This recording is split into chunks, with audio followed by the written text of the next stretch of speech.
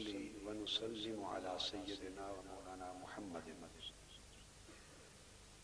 رسوله النبي الأمين المكين الحنين الكريم الرؤوف الرحيم أما بعد فأعوذ بالله من الشيطان الرجيم بسم الله الرحمن الرحيم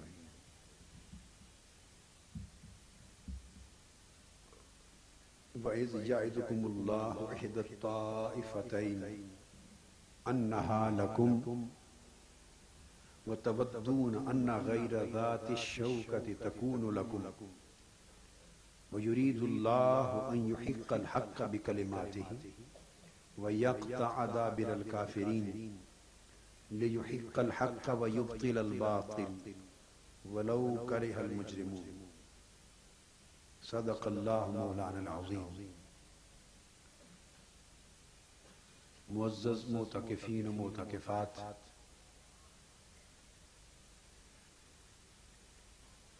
پچھلی نشست جو درس قرآن کے سلسلے کی تھی اس میں ہم نے بحمد اللہ تعالی اللہ کی توفیق اور اذن سے سورہ انفال کی آیت نمبر 5 اور 6 تک کا مضمون مکمل کیا تھا، اور یہ بیان کیا تھا کہ جب غزوہ بدر کا حکم دیا گیا تو مومنین میں اور صحابہ کرام میں کچھ لوگ ایسے بھی تھے جو طبعاً جنگ کے لیے تیار نہیں تھے، ذہنی طور پہ تیار نہیں تھے، اور وہ ابو سفیان کے قافلہ تجارت پر حملہ کر کے اسے مال غنیمت بنانا چاہتے تھے، اس کو حاصل کرنا چاہتے تھے اقتصادی منفعت کے لیے، تاکہ دشمن کو نقصان ہو ہمیں فائدہ پہنچے، جبکہ حکم اس لشکر کے ساتھ جنگ کرنے کا آ گیا تھا جو بڑا تھا، جو ابو جہل اپنی قیادت میں ابو سفیان کی اطلاع بھیجنے پر لا رہا تھا، اور جس کے ساتھ آگے چل کے اصل معرکہ ہوگا۔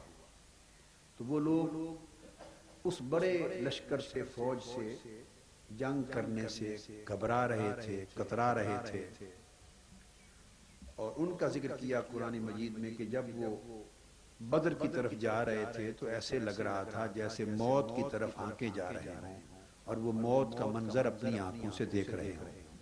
یہ ان کی ایک نفسیاتی کیفیت کو قرآن مجید نے بیان کیا ہے، اور یہ بشری کمزوریوں میں سے ہے۔ اس پر میں نے بات تفصیلی کر دی تھی کہ یہ صحابہ کرام کی شان میں کوئی نقص یا تنقیص کا گوشہ اس میں نہ نکلتا ہے، نہ نکالنا چاہیے۔ قرآن مجید اصلاح کے لیے، ترقی احوال کے لیے، امت کی اصلاح کے لیے، چونکہ اس وقت مخاطب صحابہ کرام ہی کی جماعت تھے، دو ہی تو طبقے تھے انسانوں کے، دو طبقے تھے، یا مومن تھے یا کافر تھے، یا ایک عرصے تک ایک طبقہ تھا درمیان میں منافقین کا۔ تو جب بھی انسان کی نفسیات کی کوئی بات کرنا ہوتی اور انسان کی ذہنی کیفیت کا کوئی اشارہ دینا ہوتا اور انسانی اصلاح کے لیے کوئی حوالہ دینا ہوتا، تو صاف ظاہر ہے اگر کافروں کی بات ہوتی تو کفار و مشرکین کے تناظر میں آیتیں آتی، منافقوں کی بات ہوتی تو منافقین کے ریفرنس سے بات ہوتی، اور اگر وہ بشری اور فطری کمزوریاں مسلمانوں کی ہوتی تو مسلمانوں کی جماعت ہی کا نام اس وقت صحابہ کرام تھا، تو انہی کا ریفرنس دیا جاتا، اور ان کی اصلاح ان کے اپنے حال کے مطابق بھی ہو رہی تھی، اور ان کے وسیلے سے امت مسلمہ کی قیامت تک اصلاح کرنا بھی مقصود تھی۔ تو اس ایسے جب واقعات آ جائیں یا ایسے بیانات قرآن مجید میں آئیں تو انہیں میں نے اس دن بات کو سمجھایا تھا، انسانی فطری بشری نفسیاتی تناظر میں ان امور کا جائزہ لینا چاہیے، اور انہیں سوء ادب نہیں سمجھنا چاہیے، اور کوئی معاذ اللہ ان سے یہ معنی اخذ نہ کرے کہ صحابہ کرام کے مرتبے کو کم کرنے کی کوشش کرے، یا ان پر طعنہ زنی کرے، تنقید کرے، یا برا بھلا سمجھے یا کہے۔ یہ بدبختی ہوگی، بدبختی ہوگی، یہ قرآن کا منشا نہیں ہے۔ اب آگے قرآن مجید آیت نمبر 7 میں ارشاد فرماتا ہے وہ وقت یاد کرو جب میں یہ بات تفصیل سے بتا چکا ہوں کہ اب 2 قافلے مسلمانوں کے سامنے تھے، ایک ابو سفیان کی قیادت میں مال تجارت کا قافلہ، اور ایک مکہ معظمہ مکہ کی طرف سے آنے والا ابو جہل کی قیادت میں کفار کا، فوجیوں کا۔ یہ مسلح جماعت تھی اور وہ ابو سفیان والی غیر مسلح تھی۔ تو اللہ پاک نے فرمایا کہ وہ وقت یاد کرو جب اللہ نے تم سے یہ وعدہ کر لیا، آقا علیہ السلام سے اللہ پاک نے یہ وعدہ فرما دیا کہ 2 جماعتوں میں سے ایک پر تم کو غلبہ حاصل ہوگا، اب تمہاری مرضی، جو چاہو چن لو اپنے مقابلے کے لیے۔ ایک وعدہ آ گیا کہ 2 جماعتیں ہیں، ایک قافلہ تجارت والی چھوٹی غیر مسلح جماعت، ایک بڑی جماعت ہے، بڑا لشکر ہے، پوری فوج ہے، ابو جہل لا رہا ہے، مسلح ہے، 1000 افراد۔ اللہ پاک نے ایک کا تعین نہیں کیا کہ جیسے آپ بنی اسرائیل کی گائے کا ذکر سن چکے ہیں، یہ نہیں فرمایا کہ فلاں لشکر پر تمہارے غالب آنے کا وعدہ کرتا ہوں، نہ، فرمایا 2 ہیں، چن لو تمہاری مرضی، 2 میں سے ایک پر تمہیں اللہ غلبہ عطا کر دے گا، یعنی 2 میں سے جس سے بھی لڑو گے فتح تمہاری ہوگی، یہ وعدہ کر لیا۔ اب تمہاری مرضی دیکھ لو کہ چھوٹے لشکر سے لڑنا چاہتے ہو تو فتح بھی چھوٹی ہوگی، بڑے لشکر سے لڑنا چاہتے ہو تو فتح بھی بڑی ہوگی۔ اب یہ فیصلہ انہوں نے خود کرنا تھا۔ اگر مال تجارت والے قافلے پر حملہ کرو گے تو فتح کا وعدہ تو ہو چکا، تو فتح ہوگی تو کیا ہوگا کہ مال اٹھا کے گھر لے آؤ گے، مگر اس سے دنیا میں کوئی رعب اور دبدبہ قائم نہیں ہوگا، مالی منفعت ہوگی مگر کوئی دبدبہ قائم، اسلام کا رعب، اسلام کا دبدبہ، اسلام کی ایک اٹھتی ہوئی تحریک کہ دشمن، مخالف قوتیں، مزاحمت کرنے والے لوگ، اسلام کی طاقت کو مٹانے کی سازش کرنے والے لوگ، قبائل، کہ وہ ڈر جائیں، گھبرا جائیں اور اسلام کو اتنی بڑی طاقت سمجھیں، مستقبل کا راستہ صاف ہو جائے تحریک کے لیے، یہ فوائد نہیں ہوں گے۔ مال تجارت کے قافلے کو لوگ کہیں گے لوٹ لیا، لوگ کہیں گے لوٹ لیا، اور اگر بڑا لشکر چنتے ہو اپنے مقابلے کے لیے تو ظاہری تم تھوڑے ہو، وہ تعداد میں زیادہ ہیں، تم غیر مسلح ہو زیادہ تر، تھوڑے لوگ مسلح ہیں، وہ سب مسلح ہیں، تمہارے وسائل کم ہیں، ان کے وسائل زیادہ ہیں، اور 1000 کا لشکر آ رہا ہے ایک تمکنت کے ساتھ، بڑے دبدبے کے ساتھ، پورے عرب میں ایک تہلکہ بپا ہو گیا، اور تھوڑے ہو کر اگر لڑ کر اس پر غالب آ گئے تو پورے عالم عرب میں تمہاری طاقت بیٹھ جائے گی۔ 2 باتوں میں فرق ہو گیا نا۔ تو اللہ پاک نے فرمایا کہ دیکھ لو، وعدہ کر دیا ہے کہ 2 میں سے ایک جو بھی چنو گے اس پر غالب آؤ گے۔ تو آگے اللہ پاک نے فرمایا وَتَوَدُّونَ أَنَّ غَيْرَ ذَاتِ الشَّوْكَةِ، تم چاہتے تھے، اب یہ وہ نفسیات کی بات ہے، تم چاہتے تھے کہ وہ تجارت والے قافلے سے لڑیں، اس پر غلبہ پائیں، اب یہ فطرت آ گئی، انسانی نفس آ گیا، بشری کمزوریاں آ گئی۔ تم چاہتے تھے کہ غیر مسلح قافلے سے لڑیں اور مال تجارت مل جائے۔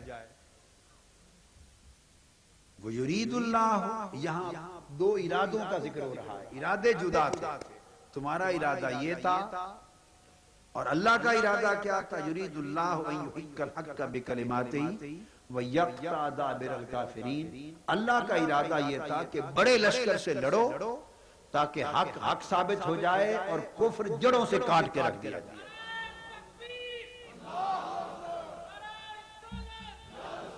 فرمایا اللہ کا ارادہ یہ تھا تاکہ حقاق حق ہو، ابطال باطل ہو، اور مجرم اور دشمنان اسلام، دشمنان حق اپنے انجام کو پہنچے۔ تو یہاں ان دو ارادوں کا ذکر کیا.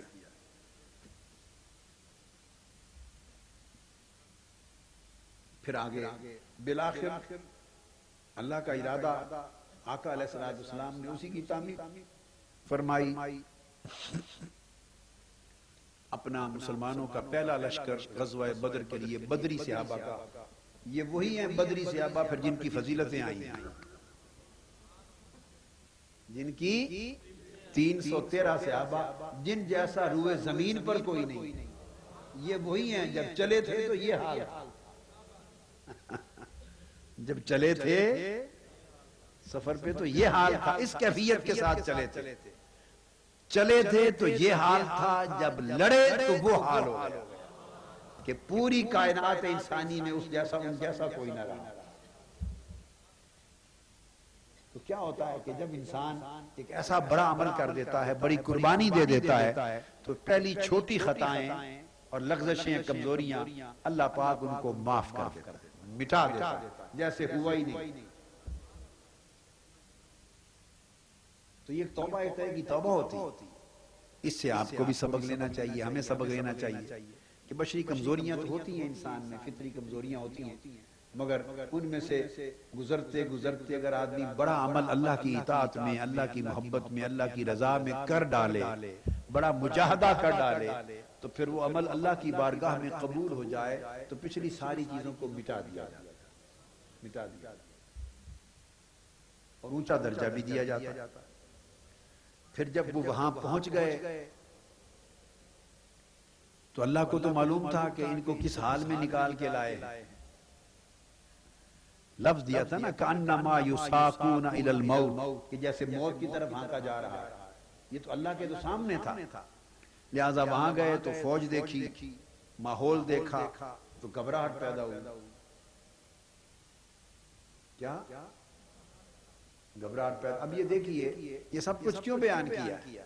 تاکہ جب آپ پڑھیں اور سنیں تو آپ کو اپنی کیفیات کی دنیا بھی آپ کی آنکھوں کے سامنے آ جائے، اور کچھ کہے بولے بغیر آپ کو سمجھ آنے لگے ہاں بھئی ہمارا بھی یہی اس سے بھی زیادہ عجیب حال ہوتا ہے، عجیب تر حال ہوتا ہے. تو آپ کو اپنی زندگی، اپنی سوچیں، اپنی کیفیتیں اور اپنی نفسیات اور اپنی ذہنی حالتوں کا بھی اندازہ ہو اور سبق ملے کہ پھر کس طرح اس سے نکل کے اس مقام تک پہنچنا ہے، راستہ کیا ہے. تو ارشاد فرمایا استستغیثون ربکم فاستجاب لکم انی ممدکم بألف من الملائکۃ مردفین. تو فرمایا پھر جب وہاں پہنچے تو دشمن کی فوج کی کثرت دیکھی تو دلوں میں گھبراہٹ آ گئی. تو یہ آپ کو معلوم ہے پھر وہ جس پہ آقا علیہ السلام نے عرض کیا تھا باری تعالیٰ میری تو کل پونجی یہی ہے، موت کی طرف ہانک کے لایا ہوں یا جیسے بھی لایا ہوں، اس وقت تک کی تو کل پونجی یہی ہے. اور اگر یہ مارے گئے اور شکست کھا گئے تو اللہ پاک کی بارگاہ میں پھر محبوب تھے، لاڈ کی بات کر دی. محبوب تھے، حبیب تھے، حبیب تو لاڈ کی بات کر دی. فرمایا اگر میری پونجی لٹ گئی تو قیامت تک تیرا نام لینے والا کوئی نہیں رہے گا.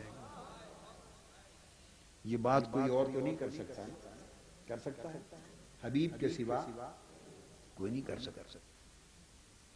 تو عرض کیا تو فرمایا پھر تم نے مدد مانگی کہ ہماری مدد کے لیے کچھ کیا جائے. آقا علیہ السلام نے اللہ کی بارگاہ میں عرض کیا تو فرمایا اللہ پاک نے درخواست قبول کر لی، فریاد رسی کی اور فرمایا میں تمہاری مدد کے لیے 1000 فرشتے لگاتار قطار اندر قطار غزوہ بدر کے میدان میں اتارتا. اس آیت کریمہ پھر آل عمران میں بھی ہے جہاں 5000 فرشتوں کا ذکر آ گیا. ان کو خبر ملی تھی کہ اور فوجیں اور لشکر بھی ان کی مدد کے لیے آ رہے ہیں، طبیعت میں اور گھبراہٹ ہوئی. آقا علیہ السلام نے پھر عرض کیا تو 5000 کی بات آئی نا، تو فرمایا کہ 5000 فرشتے بھیجو. تو فرشتوں کو حکم دے دیا کہ اتنے تیار رہو، اتارے 1000، باقی کمک تیار رہی کہ اگر محبوب کا اشارہ ہو جائے تو بس چھلانگ لگا دے، بس تکتے رہنا میرے محبوب کی پلکوں کو، اگر اشارہ کر دینا ایسے ایسے نیچے آ جاؤ، چھلانگ لگا دے۔ تو فرشتے تیار ہو گئے، تلواریں ہاتھ میں لے کے کھڑے ہو گئے، فوجی لباس پہن کر۔ آقا علیہ السلام گویا کمانڈر ان چیف ہو گئے زمینی اور آسمانی فوجوں۔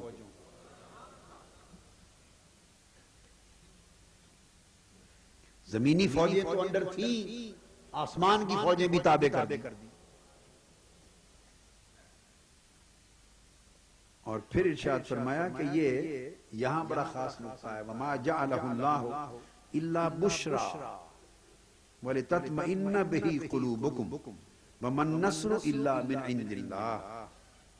اور یہ بات ذہن میں رکھ لو کہ یہ قصہ نہیں ہے کہ تمہاری مدد کرنے کے لیے میں کوئی فرشتوں کے بھیجنے کا محتاج تھا کہ فرشتے آئیں تو تبھی تمہیں کامیابی دلا سکتا ہوں اور تمہاری مدد کر سکتا ہوں اور تمہیں فتح دلا سکتا ہوں۔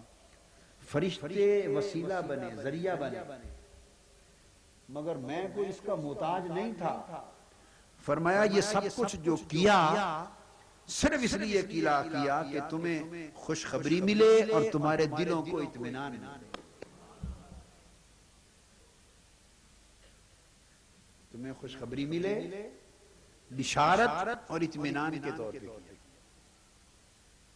کیوں؟ آقا علیہ السلام نے جو عرض کر دیا تھا باری تعالیٰ میری پونجی لٹ گئی تو تیرا نام کوئی نہیں لے گا، اب انہیں حوصلہ دے، یہ گھبرائے ہوئے، میرا کام گھروں سے نکال کے لانا تھا، آگے ان کو لڑانا حوصلے کے ساتھ تیرا کام۔ تو محبوب کی التجا پہنچ گئی تھی نا، تو اللہ پاک نے فرمایا مدد میں ویسے بھی کر سکتا تھا، وَمَن نَصْرُ إِلَّا مِنْ عِنْدِ اللَّهِ، مدد کوئی فرشتے تھوڑی کرتے ہیں، مدد فرشتوں پر تھوڑی موقوف ہے، یہ مدد کے مالک فرشتے تھوڑی ہیں، مدد کا مالک تو میں ہوں، مدد تو اب بھی میں نے کی، تب بھی میں نے کرنی تھی، اور مدد ہے ہی اللہ کی، تو مدد تو فرشتے نہ اتارتا تب بھی ہو جاتی، مگر ہوتا کیا، میں فیصلہ کر لیتا مدد کرنے کی اور فتح کی، اور یہ صحابہ اکیلے لڑتے، انہیں نظر اور کچھ نہ آتا، تو پتہ نہیں کتنے گھبرائے رہتے اور کیا صورت ہوتی، کب تک گھبرائے رہتے، اور بار بار آپ کے پاس آتے۔ اب یہاں سے اپنا ایک ذوقی اور وجدانی نکتہ بتا رہا، یہ میرا ذوقی اور وجدانی نکتہ ہے، کبھی کبھی ایسے سودے دیتا ہوں نا، کہتا ہوں کہ جی چاہے قبول کر لے نہیں تو ہمیں واپس لوٹا دے، ان سودوں میں سے ایک سودا ہے۔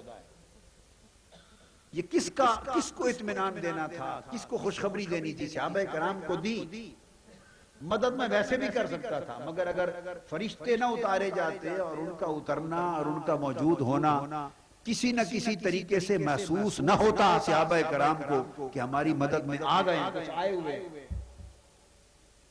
صحابہ کرام آتے تھے نا آقا علیہ السلام کی بارگاہ میں، عرض کرتے تھے یا رسول اللہ میں تلوار چلانے لگا اور میری تلوار ابھی اس کافر کی گردن تک پہنچی نہیں کہ گردن اس کی پہلے قلم ہو گئی، میری تلوار لگنے سے پہلے سر قلم ہو گیا۔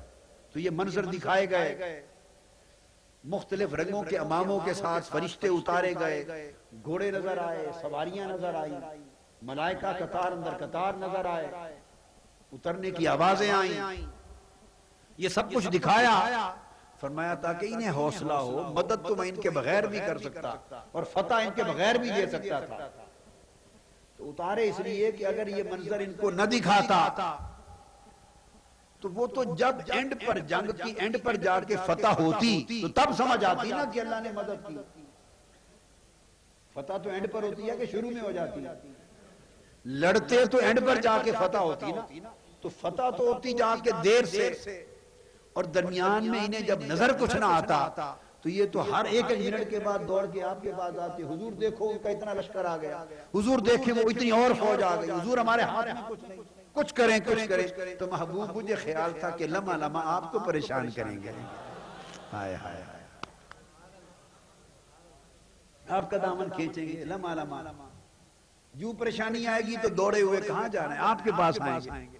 کوئی ادھر آ کے عرض کرے گا حضور پریشانی آ گئی، وہ حملہ ہو گیا، کوئی ادھر عرض کرے گا ہمارے پاس اسلحہ نہیں ہے، کوئی ادھر سے کہے گا اور لشکر سنا آ رہا ہے، کیا کریں؟ بار بار دعا کریں دعا کریں، آپ کو آ کے کہیں گے محبوب۔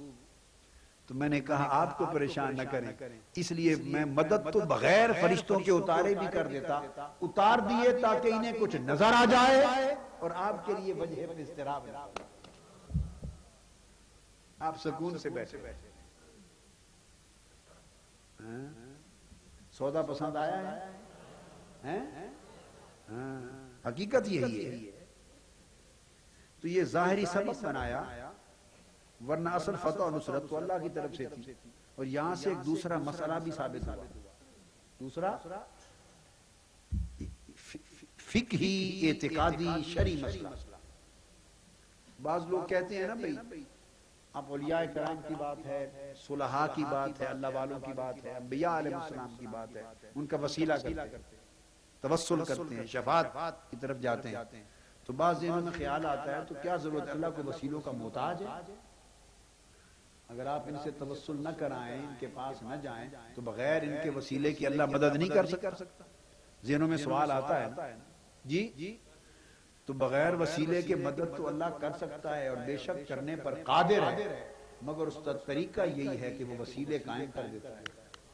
یہی بات تو سمجھا رہا ہے کہ میں بغیر فرشتوں کو وسیلہ بنایا تھا کہ تمہیں اطمینان و مدد تو ان کے بغیر بھی کر سکتا تھا، مگر سنت یہ ہے کہ فرشتوں کو بھیج کر ان کے ذریعے مدد کرتا ہے۔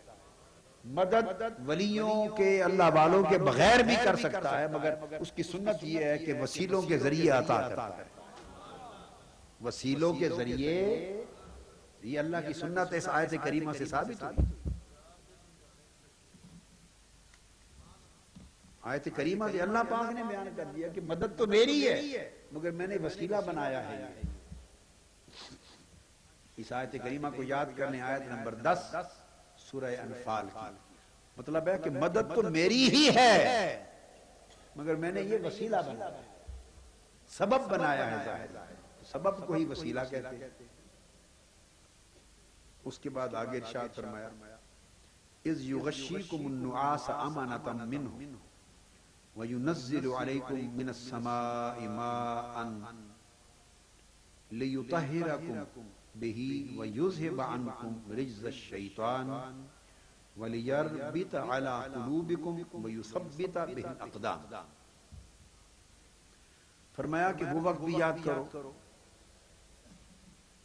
یہ جب تم ریتلے میدان میں پانی نہ ہونے کے باعث پریشان ہو گئے تھے۔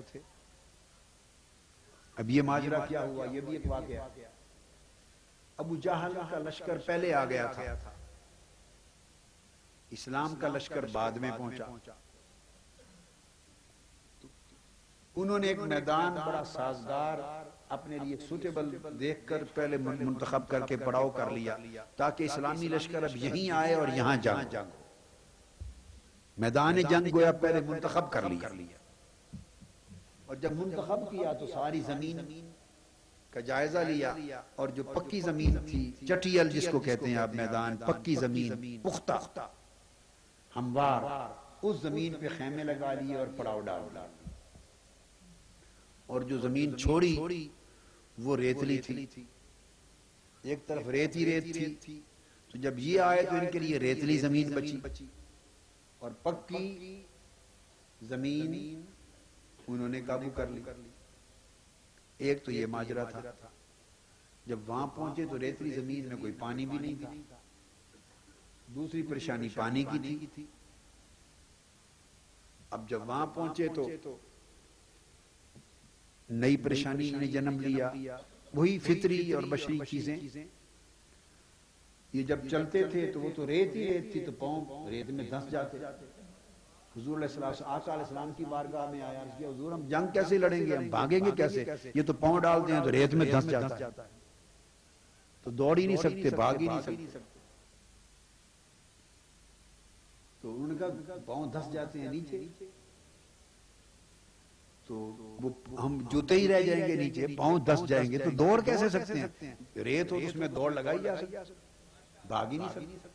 ایک تو یہ پریشانی ہے، ان کے پاس پکی چٹیل زمین ہے، وہ تو خوب دوڑیں گے، اور یہ گہری ریت ہو تو گھوڑا ہو تو اس کو دوڑنے میں وہی دشواری ہے، اس کے بھی پاؤں دستے ہیں، کھلا میدان ہو تو اس میں گھوڑا اور طریقے سے دوڑتا ہے، ٹپ ٹپ ٹپ ٹپ کر کے دوڑتا ہے،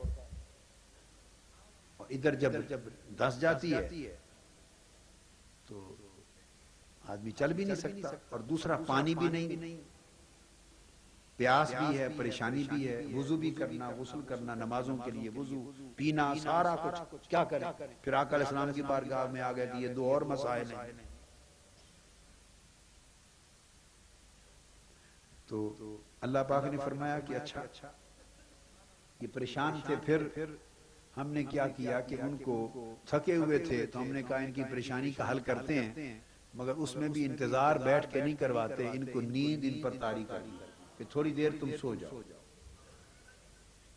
تو ریتلے میدان میں پانی وغیرہ نہ ہونے کی وجہ سے جو پریشان تھے، اور پھر آگے شیطان طرح طرح کے وسوسے ڈال رہا تھا، رجز الشیطان، آگے لفظ آیا، اللہ چاہتا تھا کہ تم سے شیطان کا جو رجز ہے، جو شیطان کی وسوسہ اندازی ہے، اس کو نجاست اور گندگی سے تعبیر کیا، شیطان کی وسوسہ اندازی کو، اس کو بھی تم سے دور کر دے، پاک کرے۔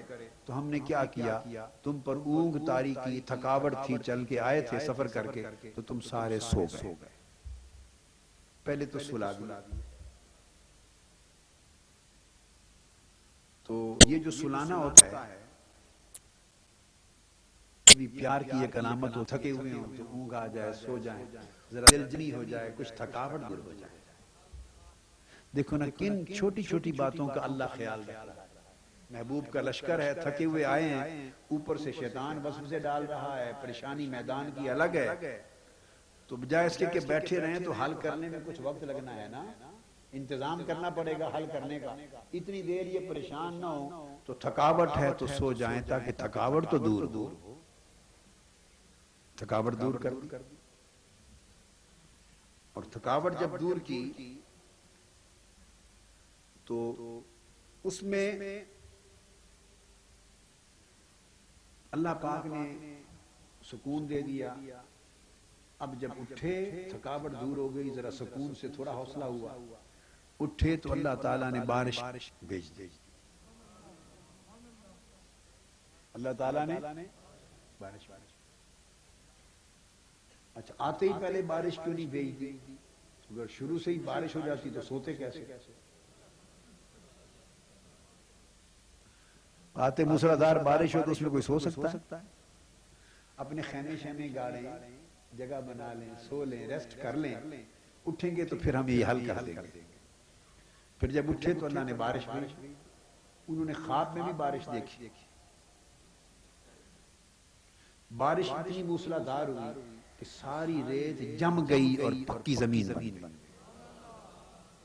اتنی موسلادھار بارش ہوئی کہ ریت جم گئی، پکی زمین بن گئی، تو ان کا میدان بن گیا، اور جو چٹیل زمین تھی موسلادھار بارش سے وہ سارا کیچڑ بن گیا۔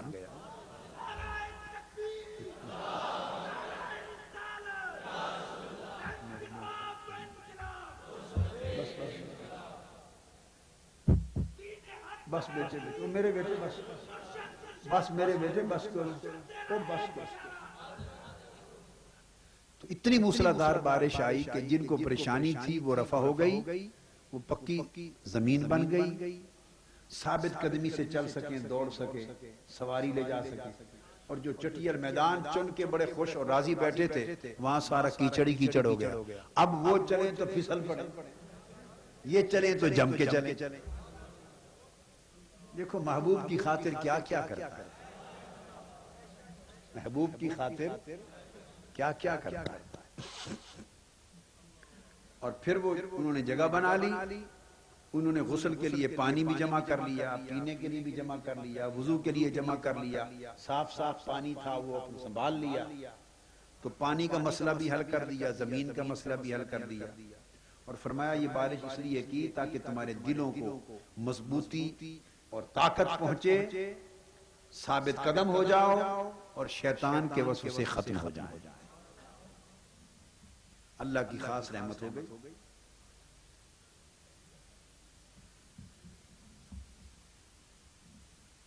اس کے بعد پھر وہ تو تھا نا دوسرے مقام پر آل عمران میں، یہاں تھا 1000 فرشتے آئیں گے، پھر 3000 کا بھی آیا ہے. پھر دوسری مقام پہ آ کے صحابہ نے کہا تھا، وہ میں نے اور مقامات پر ہیں اس لیے میں نے منشن نہیں کیا. صحابہ کرام نے صحابہ کرام میں 4 چیزیں 4 مختصراً بتا دیتا. پہلے تو فرما دیا 1000 ملائکہ قطار اندر قطار آ رہے ہیں. پھر خبر ملی تو یہ تو لشکر بہت ہے، ان کے پاس تو اسلحہ بہت ہے، اور آ رہے ہیں پیچھے سے ان کے کمک اور بھی آ رہی ہے. پھر آ گئے یا رسول اللہ تو اور بھی سنا آ رہے ہیں. اب انسان تھے نا، انسان تھے. یہ خبر سن کے کہ اللہ نے 1000 فرشتے بھیجنے ہیں، اب وہ 10,000 آ جائیں 10 لاکھ آ جائیں، فرشتوں کا مقابلہ تو نہیں کر سکتے. مگر انسان تھے، پھر دور پڑتے تھے، لاڈلے سے آبی تھے. قبول اسلام کیا تھا، نئے نئے بھی قبول اسلام کرنے والے تھے. پہلا سال تو تھا آقا علیہ السلام کی ہجرت ہوئی، پہلے ہی سال تو غزوہ بدر ہوا، تو نئے نئے شامل ہوئے تھے، نئے نئے تحریکی تھے، تحریک اسلام میں شامل ہوئے، تحریک انقلاب میں شامل ہوئے. نئے نئے کوئی عیسائیت یہودیت چھوڑ کے آیا، کوئی کفر چھوڑ کے آیا، کوئی قبائل کا پورا نظام، کوئی تازہ آیا، کوئی پختہ تھے. پیچھے سے تو سارے 300-400 آئے تھے، کوئی چھوٹے کوئی بڑے کوئی بچے سارے وہ تھے. کچھ نئے شامل ہوئے، کچھ منافق بھی شامل ہو جاتے تھے، ذرا وہ بھی اپنی کارکردگی کرتے رہتے تھے، وسوسے پھیلانا، اس کو پھیلا اس کو بتا، کانوں میں بات ڈال، پھر لوگوں کو پریشان کر، یہ کام بھی کرتے تھے. تو وہ پھر آ گئے. یہ تو مدد ہماری تو تھوڑی ہے، ادھر تو کئی ہزار اور آ رہے ہیں. تو آقا علیہ السلام نے ارادہ کیا، اللہ پاک نے فرمایا محبوب کوئی بات نہیں، میں 3000 بھیج دوں گا. کیا 3000 بھیج دوں گا. ہمراہ. اور یہ جو 3000 کی بات ہے، یہاں تو اللہ کا لفظ ہے، یہاں لفظ آیا ہے کہ آپ غور کریں، فَاسْتَجَابَ لَكُمْ، اللہ نے ان کی بات سن لی اور فرمایا انی ممدکم بِأَلْفٍ مِّنَ الْمَلَائِکَةِ کہ میں 1000 فرشتوں سے تمہاری مدد کروں گا. اللہ نے اپنی طرف سے تو یہ اعلان کیا.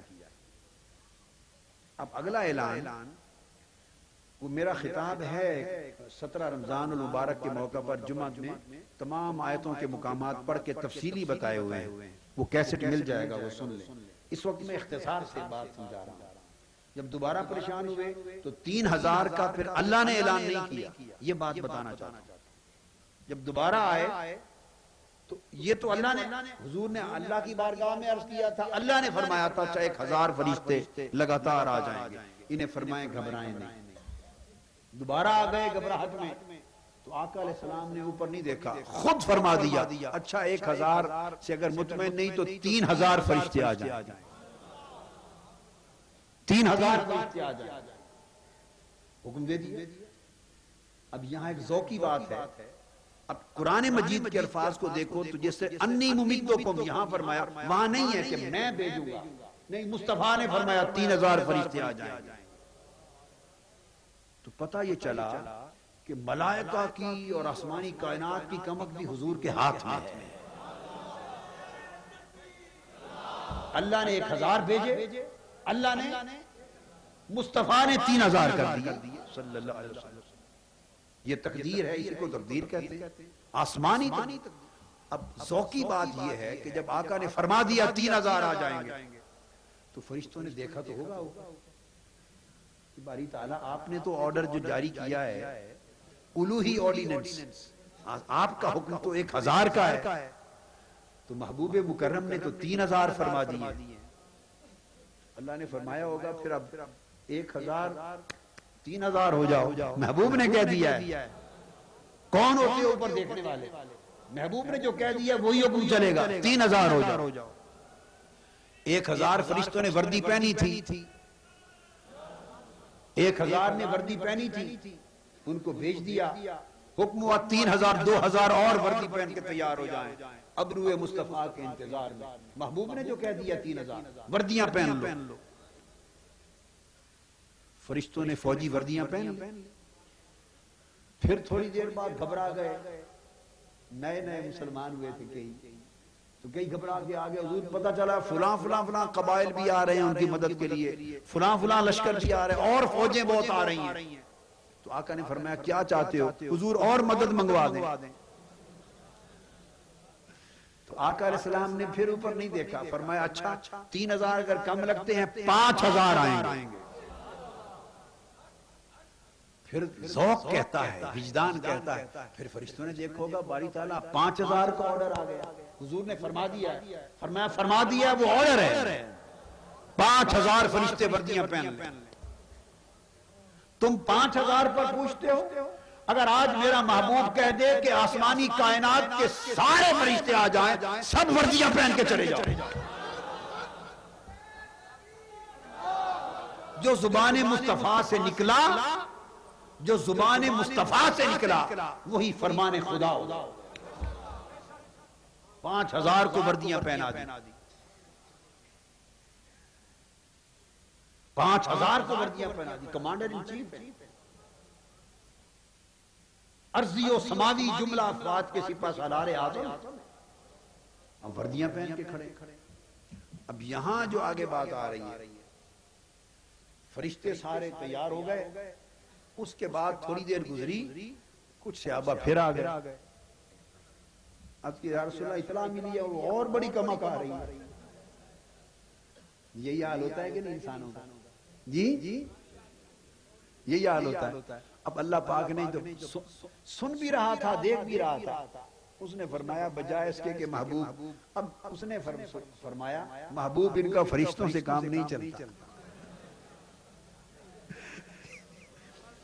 یہ پریشان ہوتے رہیں گے اور بار بار آپ کے پاس آتے رہیں گے، آپ 1000 سے آپ نے 3000 کر دیے، 5000 کر دیے، 5000 تو وہ دشمن نہیں ہے، کوئی 5 فرشتوں نے ایک کو مارنا ہے، 1000 ہے کوئی دشمن، اب 5000 فرشتے کر دیے، اور ملائکہ ایک فرشتے کا پر کافی ہوتا ہے، 1000 کیا لاکھوں دشمنوں کو مار دینے کے لیے ایک۔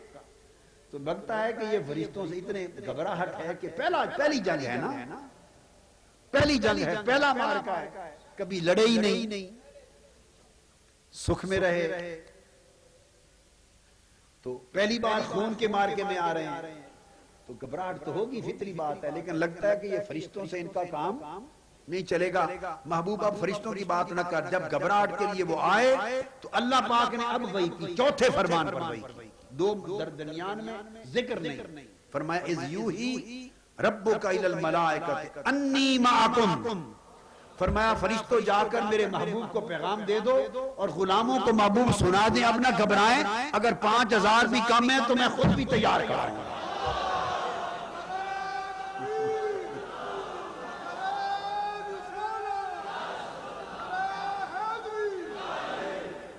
انی معکم، میں بھی تمہارے ساتھ۔ واہ واہ، محبوب راضی ہو جائے، انی معکم، میں بھی نال، سونا تو راضی ہو جائے، تیرے غلام راضی ہو جائیں، ان کو بتا دے میں بھی ساتھ، اور بس میرے بیٹے یہ کیا اس کا کیا جوڑ ہے۔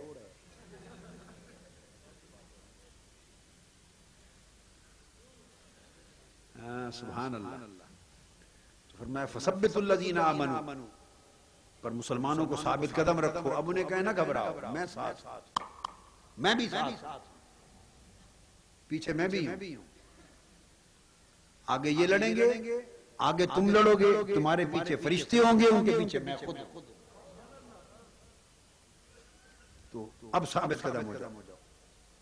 لہذا فرمایا سألقی فی قلوب الذین کفروا الرعب، پھر انقریب ان کافروں کے دلوں میں تمہارا رعب بھی طاری کرنے والا، رعب طاری کر دوں، ان کے قدم اکھڑ جائیں گے، ان پر رعب اور دبدبہ ہو جائے گا، اس سے بھی گھبرا جائیں گے۔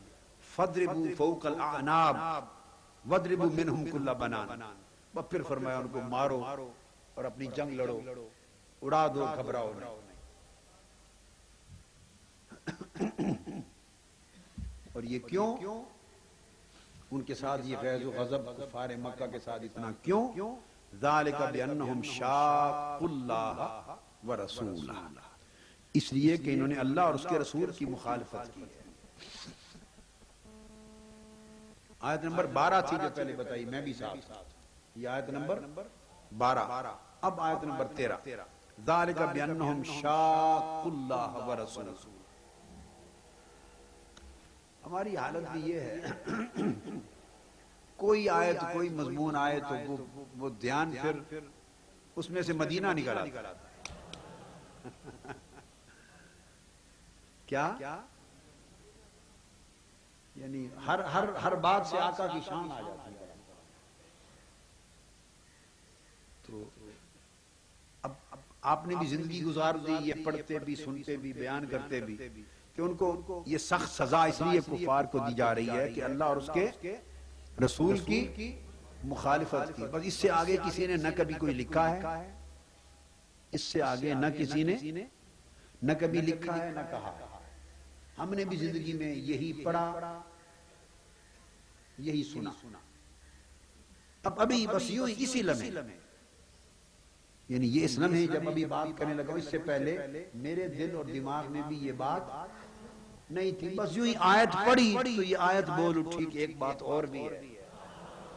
ابھی اسی لمحے، یعنی اس آیت کی تلاوت کرنے سے پہلے 1 سیکنڈ پہلے بھی یہ بات دل و دماغ میں نہیں تھی۔ میں کوئی ایسا جھوٹ دعویٰ نہیں کرتا کہ میں پیچھے سے یہ خیال اور تحقیق لے کر آیا ہوں، نہ بھائی، نہ کوئی تحقیق ہوتی ہے میری، نہ کوئی علم ہوتا ہے، نہ کوئی آگا نہ پیچھا، بس ایسے ہی ہم تو اوت پٹانگ سے لوگ۔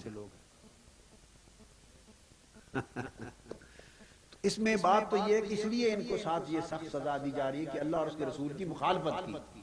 اب جو بات سمجھنے ہماری، وَمَن يُشَاقِقِ اللَّهَ وَرَسُولَهُ فَإِنَّ اللَّهَ شَدِيدُ الْعِقَابِ، جو اللہ اور اس کے رسول کی مخالفت کرے اس کا بڑا سخت عذاب ہوتا ہے۔ اب سوال یہ ہے، مخالفت کیا کی؟ اللہ کی رسول کی۔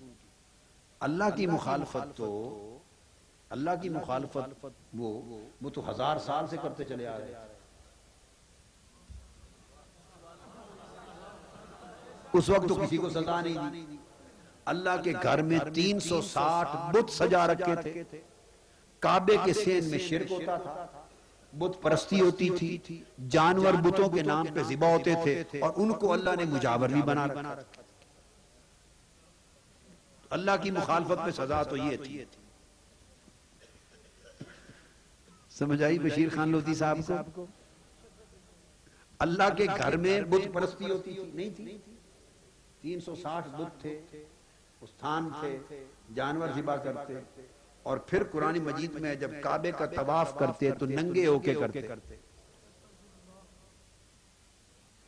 مَا كَانَ صَلَاتُهُمْ إِلَّا مُكَاءً وَتَصْدِيًّا، سیٹیاں مارتے، یہ منہ سے سیٹیاں نہیں مارتے، کچھ لوگ بڑے ماہر ہوتے تو سیٹیاں مارتے، ننگے ہو کے ناچ کرتے، یہ طواف ہوتا۔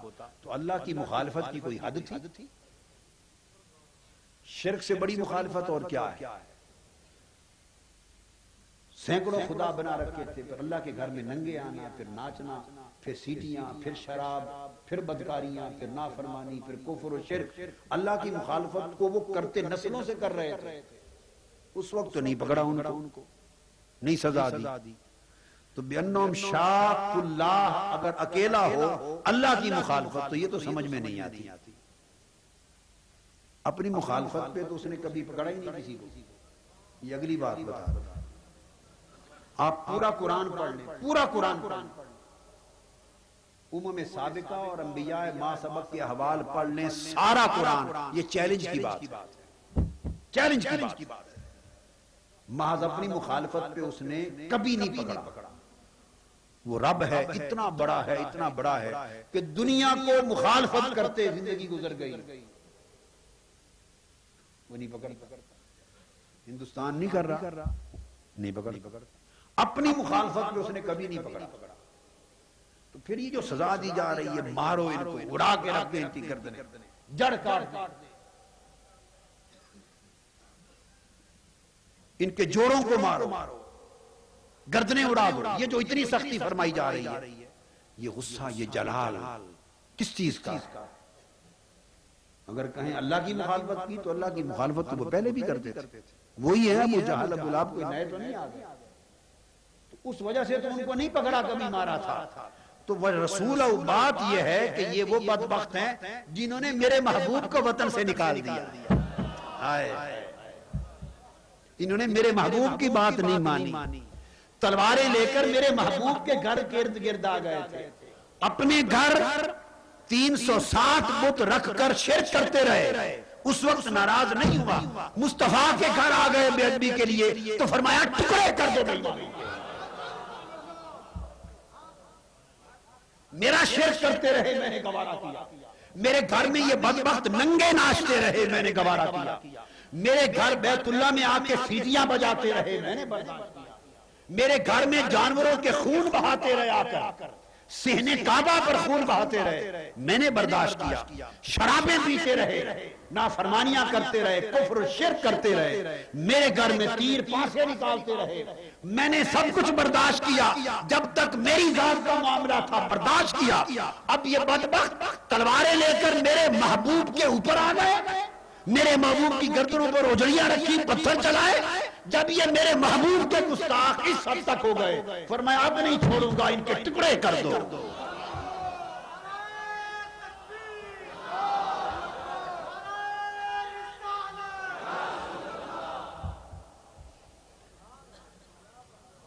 تو نام اپنا بھی ساتھ لے لیا, چونکہ محبوب کی گستاخی اللہ کی گستاخی, محبوب کی مخالفت اللہ کی مخالفت. تو جب تک اکیلی اللہ کی مخالفت رہی عذاب نہیں آیا, جب مخالفت محبوب کی تو فرمایا محبوب کی مخالفت اللہ کی, دونوں کو جوڑ کے فرمایا پکڑ لو. فَذَلِكُمْ فَذُوقُوهُ وَأَنَّ لِلْكَافِرِينَ عَذَابَ النَّارِ, ان کو مزہ چکھا. یہ بات آپ سمجھے ہیں نا, اللہ رسول کی مخالفت کا یہ معنی وہ ہوتی رسول کی ہے, اپنی پر تو درگزر کرتا ہے, رب ہے نا, کافروں کا بھی رب ہے. اگر ان کو اس پر سزا دی ہوتی تو چلو رزق ہی بند کر دیتا, ان کا بھوکے مر جاتے, بیماریوں میں ڈال دیتا, ویسے مر جاتے. تو اس کی اپنا معاملہ ہو تو چونکہ رب العالمین ہے, صرف رب المسلمین تو نہیں ہے نا, صرف مسلمانوں کا رب نہیں, کافرین کا بھی رب ہے, مشرکین کا بھی رب ہے, یہود و نصارہ کا بھی رب ہے, فرما برداروں نافرمانوں کا سب کا رب ہے. چونکہ رب سب کا ہے اس لیے جو اس سے نافرمانی مخالفت کرتے ہیں انہیں بھی رزق, شفا سب کچھ دیتا رہتا, یوں نہیں پکڑتا. اگر اس طرح پکڑنے لگ جائے تو پھر رب نہ ہوا. تو رب ہو کر اتنا بڑا حوصلہ ہے, رب العالمین ہے, یہ ربوبیت کا حوصلہ ہے. مگر ربوبیت کا حوصلہ ہونے کے باوجود بھی کوئی محبوب کی طرف میلی آنکھ دیکھے یہ برداشت نہیں ہوتا. کوئی حبیب کے ساتھ ایسا کر دے تو یہ برداشت نہیں ہوتا. پھر وہ تو حبیب مکرم ہے, محبوب ہیں آقا. وہ تو فرمایا میرے بندوں میں جو میرا محبوب بن جائے نا, ولی ہو جائے, دوست ہو جائے, نبی نہ ہو حضور کی امت میں, جو بندہ میرا ولی, میرا دوست, میرا محبوب ہو جائے, اس کے ساتھ کوئی دشمنی کرے, عداوت کرے, وہ بھی برداشت نہیں, اس کے ساتھ بھی اعلان جنگ کر دیتا. یہاں غیرت اللہ پاک کی گوارا نہیں کرتی.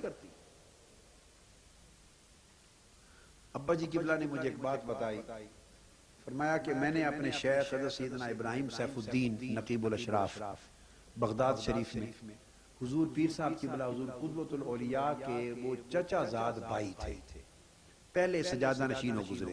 پہلے دونوں کے دادا حضور قدوۃ الاولیاء کے اور میرے ابا جی والد صاحب رحمۃ اللہ علیہ کے شیخ سیدنا ابراہیم سیف الدین, یہ دونوں آپس میں کزن تھے, چچا زاد بھائی تھے, اور دونوں کے دادا سگے بھائی تھے, پردادا ایک تھا, دونوں کا پردادا.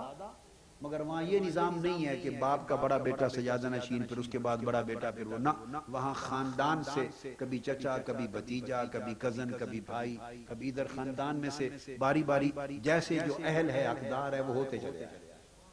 اب ختم کر دیا انہوں نے جب صدام حکومت اور باس کی, اب متولی ہوتے ہیں, اب سجاد جی نہیں رہی, نقابت نہیں رہی. تو انہوں نے فرمایا کہ میں نے شیخ سے پوچھا, سیدنا ابراہیم سیف الدین سے رحمۃ اللہ علیہ, کہ پہلے زمانے میں تو اولیاء اللہ بڑے ظاہر ہوتے تھے, ہمہ وقت ان کی کرامتیں ظاہر ہوتی تھیں اور ان کے ساتھ کوئی زیادتی کرتا بدبختی تو گرفت بھی آتی، کرامتیں بھی ظاہر ہوتی، پتہ بھی چلتا. تو کیا موجودہ زمانے میں اس طرح ظہور نہیں ہوتا اولیاء اللہ کا، ظاہر نہیں ہوتے، پتہ نہیں چلتا؟ تو کیا وجہ؟ تو انہوں نے فرمایا کہ اولیاء اللہ سے تو یہ زمانہ بھی اسی طرح بھرا ہوا ہے اور قیامت تک ہر زمانے میں اولیاء اللہ رہیں گے. جب اللہ کے ولی زمین پر نہیں رہیں گے تو قیامت آ جائے گی. جب تک قیامت نہیں آتی تو اللہ کے ولی رہیں گے، اولیاء رہیں گے. مگر پہلے ان کو اللہ پاک ظاہر کرتا تھا، اب اللہ نے امر کر دیا ہے کہ انہیں ظاہر نہیں کرتا، چھپا کے رکھتا ہے. آنکھ والے سچے طالب تلاش کرنے والے تو پا لیتے ہیں، ان کی سمجھ میں آ جاتا ہے، اور باقی عام دنیا ہے وہ انہیں عام لوگ ہی سمجھتے رہتے ہیں، تو وہ اللہ چھپا لیتا ہے، اب ظاہر نہیں کرتا. پوچھا کیوں؟ فرمایا اس حدیث قدسی کی وجہ سے.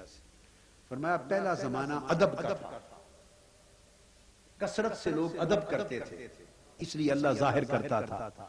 اب مادیت کا غلبہ ہونے کی وجہ سے کثرت کے ساتھ لوگ بے ادب ہیں.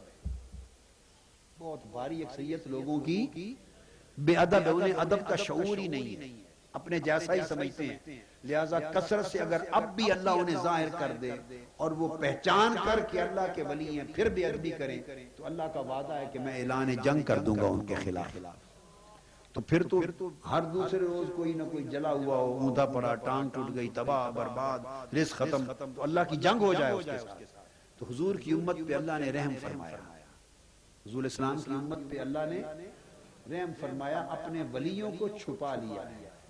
اب اگر کوئی بے ادبی کرتا ہے تو اسے ولی سمجھ کے تو نہیں کرتا نا، ولی سمجھ کے تو نہیں کرتا، اس لیے کرتا ہے کہ وہ اس کو ولی نہیں مانتا.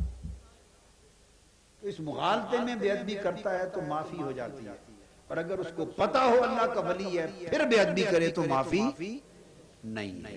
اس لیے اللہ نے چھپا لیا ہے کہ چلو امت پہ کثرت کے ساتھ میری جنگ کا، اللہ کی جنگ کا عذاب. اور جن کو طلب حق ہوتی ہے وہ پہچان لیتے ہیں، مل لیتے ہیں قیامت تک ہر زمانے میں. یہ ایک نقطہ. تو اللہ پاک اپنے محبوب کے ساتھ کی ہوئی مخالفت گوارا نہیں فرماتا. بتا دیا بیٹے تاکہ لوگوں کو پتا چلے کہ رسول کی مخالفت ہی اللہ کی مخالفت، رسول کی شان بلند ہو، پتا چلے لوگوں کو کہ رسول کی مخالفت اب صرف رسول کی مخالفت نہیں بلکہ یہی اللہ کی مخالفت ہے، حضور کا ادب، مقام اور رتبہ بلند ثابت کرنے کے لیے، تاکہ کوئی یہ فرق نہ کرے. فرمایا فَلَمْ تَقْتُلُوهُمْ وَلَكِنَّ اللَّهَ قَتَلَهُمْ. یہ جو تم نے ان کو مارا اور تمہیں فتح ہوئی، اب صحابہ کرام بدری صحابہ سے بتایا جا رہا یہ تم نے نہیں مارا، یہ تو اللہ نے مارا. اس لیے صحابی حضور علیہ السلام سے پوچھتے تھے آقا میں نے تلوار چلائی اور اس کافر کی گردن پر پہنچنے سے بھی پہلے اس کی گردن کٹ گئی، کیا ماجرا؟ فرمایا فرشتے نہیں آگے لڑ رہے تھے، تمہارا کام تھا صرف تلوار ہلانا، چلانا، اگلا فتح دلانا ان کا کام تھا. تو 1000 فرشتے تو آئے ہوئے تھے میدان میں، وہ تو لڑ رہے تھے. تو اللہ پاک نے فرمایا تم نے نہیں مارا، اللہ نے مارا ہے، ان کو قتل کیا. اور یہ پھر آپ نے وہ حدیث تو سنی ہے جب مسند ابو یعلا سے جو روایت میں نے آپ کو کئی 2-3 بار سنائی ہے اپنے خطابات میں، کہ یہ جب غزوہ بدر ختم ہو گیا، شام ہو گئی، جنگ ختم ہو گئی، فتح ہو گئی، 70 کفار قیدی ہو گئے، کفار شکست کھا کے مڑ گئے، جنگ ختم ہو گئی، 70 قتل ہو گئے، 70 قیدی ہو گئے. تو جب جنگ ختم ہو گئی تو اس کے بعد پلٹے تو نماز کا وقت تھا، آقا علیہ السلام نے نماز پڑھائی، صحابہ کرام پیچھے تھے. نماز آقا علیہ السلام آگے، نماز کے دوران مصلی پر جب فارغ ہوئے تو صحابہ کرام نے دیکھا تھا اور پوچھا فارغ ہونے کے بعد یا رسول اللہ کیا وجہ آپ حالت نماز میں مسکرا رہے تھے؟ حالت نماز میں مسکرا رہے تھے. تو آقا علیہ السلام نے ان سے یہ نہیں پوچھا کہ تم نے کیسے دیکھ لیا، تم تو میرے پیچھے کھڑے تھے صفوں پر. دیکھو نا مفتی صاحب آگے نماز پڑھا رہے ہیں اور آپ لوگ پیچھے ان کی امامت میں نماز پڑھ رہے ہو. اب مفتی صاحب آگے اگر کھڑے ہو کے ہنسیں یا جلال ہو چہرے پر کوئی کیفیت ہو امام صاحب کے, تو پیچھے کھڑے ہوئے مقتدیوں کو نظر آتا ہے چہرے کی یہ کیفیت؟ جی تو پوچھنا چاہیے تھا نا بھی میں تو آگے مصلی پر کھڑا مسکرا رہا تھا, تم نے کیسے دیکھ لیا؟ تم تو نماز ہاتھ باندھ کے ایسے کھڑے ہوتے, ایسے تم نے کیسے دیکھ لیا؟ تو آقا علیہ السلام نے بھی نہیں پوچھا, حضور کو بھی پتا ہے کہ یہ کیا کرتے ہیں پیچھے کھڑے. سبحان اللہ. حدیث تو بیان ہو جاتی ہے نا, باقی کئی باتیں بین السطور ہوتی ہیں جو لکھی ہوئی نہیں ہوتی. ان لکھی باتوں کو بھی پڑھنا ہوتا ہے. کیا ان لکھی باتوں کو بھی پڑھنا اور جاننا ہوتا ہے, تب جا کے مضمون کی سمجھ آتی ہے. تو آقا علیہ السلام نے نہیں پوچھا کہ کیسے تم نے دیکھ لیا, بس انہوں نے پوچھا, آقا نے جواب دے دیا. اب آپ ویسے بھی آپ سوچیں کہ آگے مصلی پر کھڑے کو مسکرائے تو پچھلا کیسے دیکھ سکتے؟ نہیں دیکھ سکتا جب تک وہ اس طرح کر کے نہ کسی کو دیکھے, اور ادھر والا اس طرح کر کے نہ دیکھے, اور پیچھے سبوں کے دائیں بائیں کھڑے ہوتے ہیں نا, دائیں بائیں, بالکل پیچھے والا تو پھر بھی نہیں دیکھ سکتا. تو صحابہ کرام کی کئیوں کی کئی ایسے عاشق بھی تھے, کئی تو ثواب زیادہ ملتا ہے نا امام کے پیچھے کھڑے ہونے سے. کئی عاشق ایسے تھے جو ثواب کی پرواہ نہیں کرتے, عاشق تو پرواہ نہیں کرتے ثواب کی, وہ دائیں بائیں فاصلے پر کھڑے ہوتے. کئی عاشق ایسے. اور جب نماز شروع ہو جاتی, ہر کوئی نماز میں مست ہوتا, تو وہ پھر تو فاصلے پر کھڑا ہوتا, وہ آنکھ چرا کے اس طرح آقا کا چہرہ تکتا رہتا. پھر رکوع کی وقت آتی اللہ اکبر, تو پھر رکوع میں چلے جاتے. پھر سمع اللہ لمن حمدہ, پھر وہ ادھر دیکھنے لگ جاتے, ادھر والے اس طرف دیکھتے. پھر رکوع سجود میں چلے جاتے, پھر تشہد میں بیٹھتے, ہر کوئی التحیات للہ والصلوات پڑھ رہا ہوتا, وہ بھی پڑھتے, اور ساتھ چہرہ یار کا بھی دیکھتے رہتے.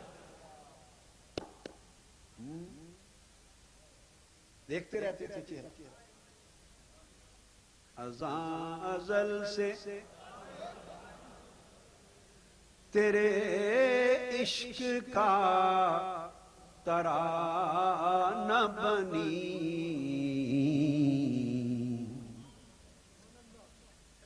ازاں ازل سے تیرے عشق کا ترانہ بنی,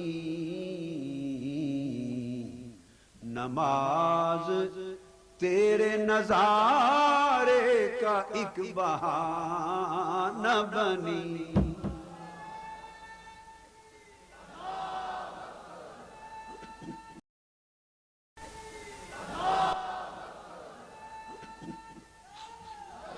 ادائے دید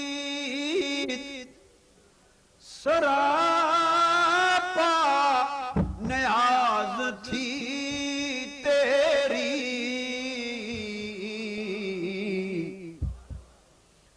ادائے دید سراپا نیاز تھی تیری,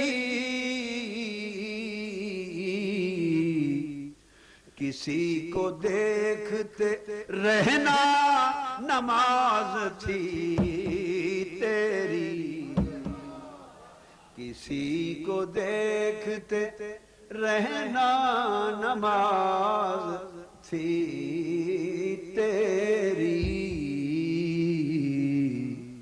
کسی کو دیکھتے رہنا نماز تھی تیری. واہ واہ واہ مولا,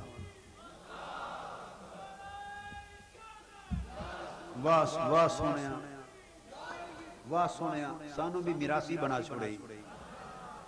واہ واہ, ہمیں بھی میراثی بنا دیا, ہمیں بھی میراثی بنا دیا. گواہ ہائے ہائے, کسی کو دیکھتے رہنا نماز تھی تیری. واہ واہ واہ واہ. تو پوچھا نہیں ہے بھئی تم نے کیسے دیکھ لیا میرا مسکرانا, سب پتا تھا کہ عاشقوں کی نماز کیا ہوتی, اور وہ چہرہ رسول میں وجہ اللہ دیکھتے تھے. وجہ النبی میں کیا؟ وجہ النبی، اللہ، وہ نبی کے چہرے میں اللہ کا چہرہ دیکھتے تھے. تو آقا علیہ السلام نے فرمایا وہ اس لیے مسکرا رہا تھا کہ جنگ جو ختم ہو گئی تو آپ بھی میدان سے آ گئے تو فرشتوں کا لشکر بھی سارا فارغ ہو گیا تھا اور ان کی قیادت جبرائیل امین کر رہے تھے. خود جبرائیل امین بھی لڑ رہے تھے. تو آقا علیہ السلام نے فرمایا کہ جبرائیل امین آئے تھے، پیچھے فرشتوں کا لشکر تھا، گھوڑوں پر پورا لشکر تھا، اور جبرائیل امین میرے سامنے آئے تھے اجازت مانگنے کے لیے کہ آقا ہماری ڈیوٹی پوری ہو گئی، ہماری نوکری پوری ہو گئی، اجازت ہے اب واپس جائیں. واپسی کی اجازت مانگنے آئے تھے. واپسی کی پتا تھا نا کہ آئے تو اس کی اجازت سے تھے، تو جانا ان کی اجازت سے ہے. اگر ادھر سے اجازت لیے بغیر چلے گئے تو ممکن ہے آسمان کے دروازے ہی نہ کھلیں. بس جن کے لیے بھیجا تھا ان سے پوچھ کر آئے ہو کہ حضور اب واپس جائیں یا نہیں، یا توڑ مدینے بھی پہنچا کر جائیں. تو وہ اجازت لینے آئے تھے تو میں مسکرا پڑا. اب آپ تصور کریں کہ مسکراہٹ کیا آئی ہوگی. کوئی خیال تو آیا ہوگا نا، مسکرائے جو صحیح ان کی اجازت مانگنے پر، تو کوئی خیال تو آیا ہوگا. اپنے صحابہ کا خیال آیا ہوگا. بادشاہ لوگوں دیکھو جبرائیل تے فوجاں کتھے کتھے لے آتے میدان سپاہی بناتے لڑاتے. بدری صحابہ کا خیال آیا ہوگا کہ پہلی جنگ تھی تو جبرائیل امین بھی سوچتا ہوگا کہ میں نے کیڑے کام میں چھپا دیتا. کام تھا نبیوں کی طرف وہی لانا، انبیاء کی طرف وہی لانا. عمر ساری اسی میں بیت گئی تھی، نبیوں کی طرف رسولوں کی طرف وہی لاتے تھے. محبوب تیرے غلام ہیں، تلوار اٹھا کے فوجی بنا دیا. کیا سے کیا کروا دیا، کیا سے کیا کیا کروا دیا. تو مسکرا پڑے. آقا علیہ السلام نے اجازت دی، فرمایا اجازت ہے جاؤ. تو اب فرمایا وما رمیت اذ رمیت ولکن اللہ رما. صحابہ کو بات کر دی. اب آقا علیہ السلام نے یہ بھی تھا کہ جب وہ ان کی دشمن بڑے حملہ آور ہوئے اور توڑ گئے تھے، ایک تو کام فرشتوں نے کیا نا، ایک آقا نے بھی کیا. زمین سے کنکریوں کی، خاک کی پوری مٹھی، اس میں کنکریاں بھی تھی، ایک مٹھی بھری اور زور سے آپ نے کفار اور مشرکین کے لشکر کی طرف پھینکی. اور جب ان کی آنکھوں، اب ایک مٹھ میں کتنی مٹی ہوتی ہے؟ 1000 فوجیوں کا لشکر ہے اور وہ مٹی کتنی دور تک جاتی ہے؟ بولیے. ایک شخص جو مٹھ میں مٹی لے کے اس طرف آپ کی طرف پھینکے، کتنوں کے منہ پہ چلی جائے، کتنوں کی آنکھوں میں چلی جائے، اور کتنوں کو نظر آنا بند ہوگا، یا چلو تھوڑا سا پانی آ جائے گا، کیا ہوگا.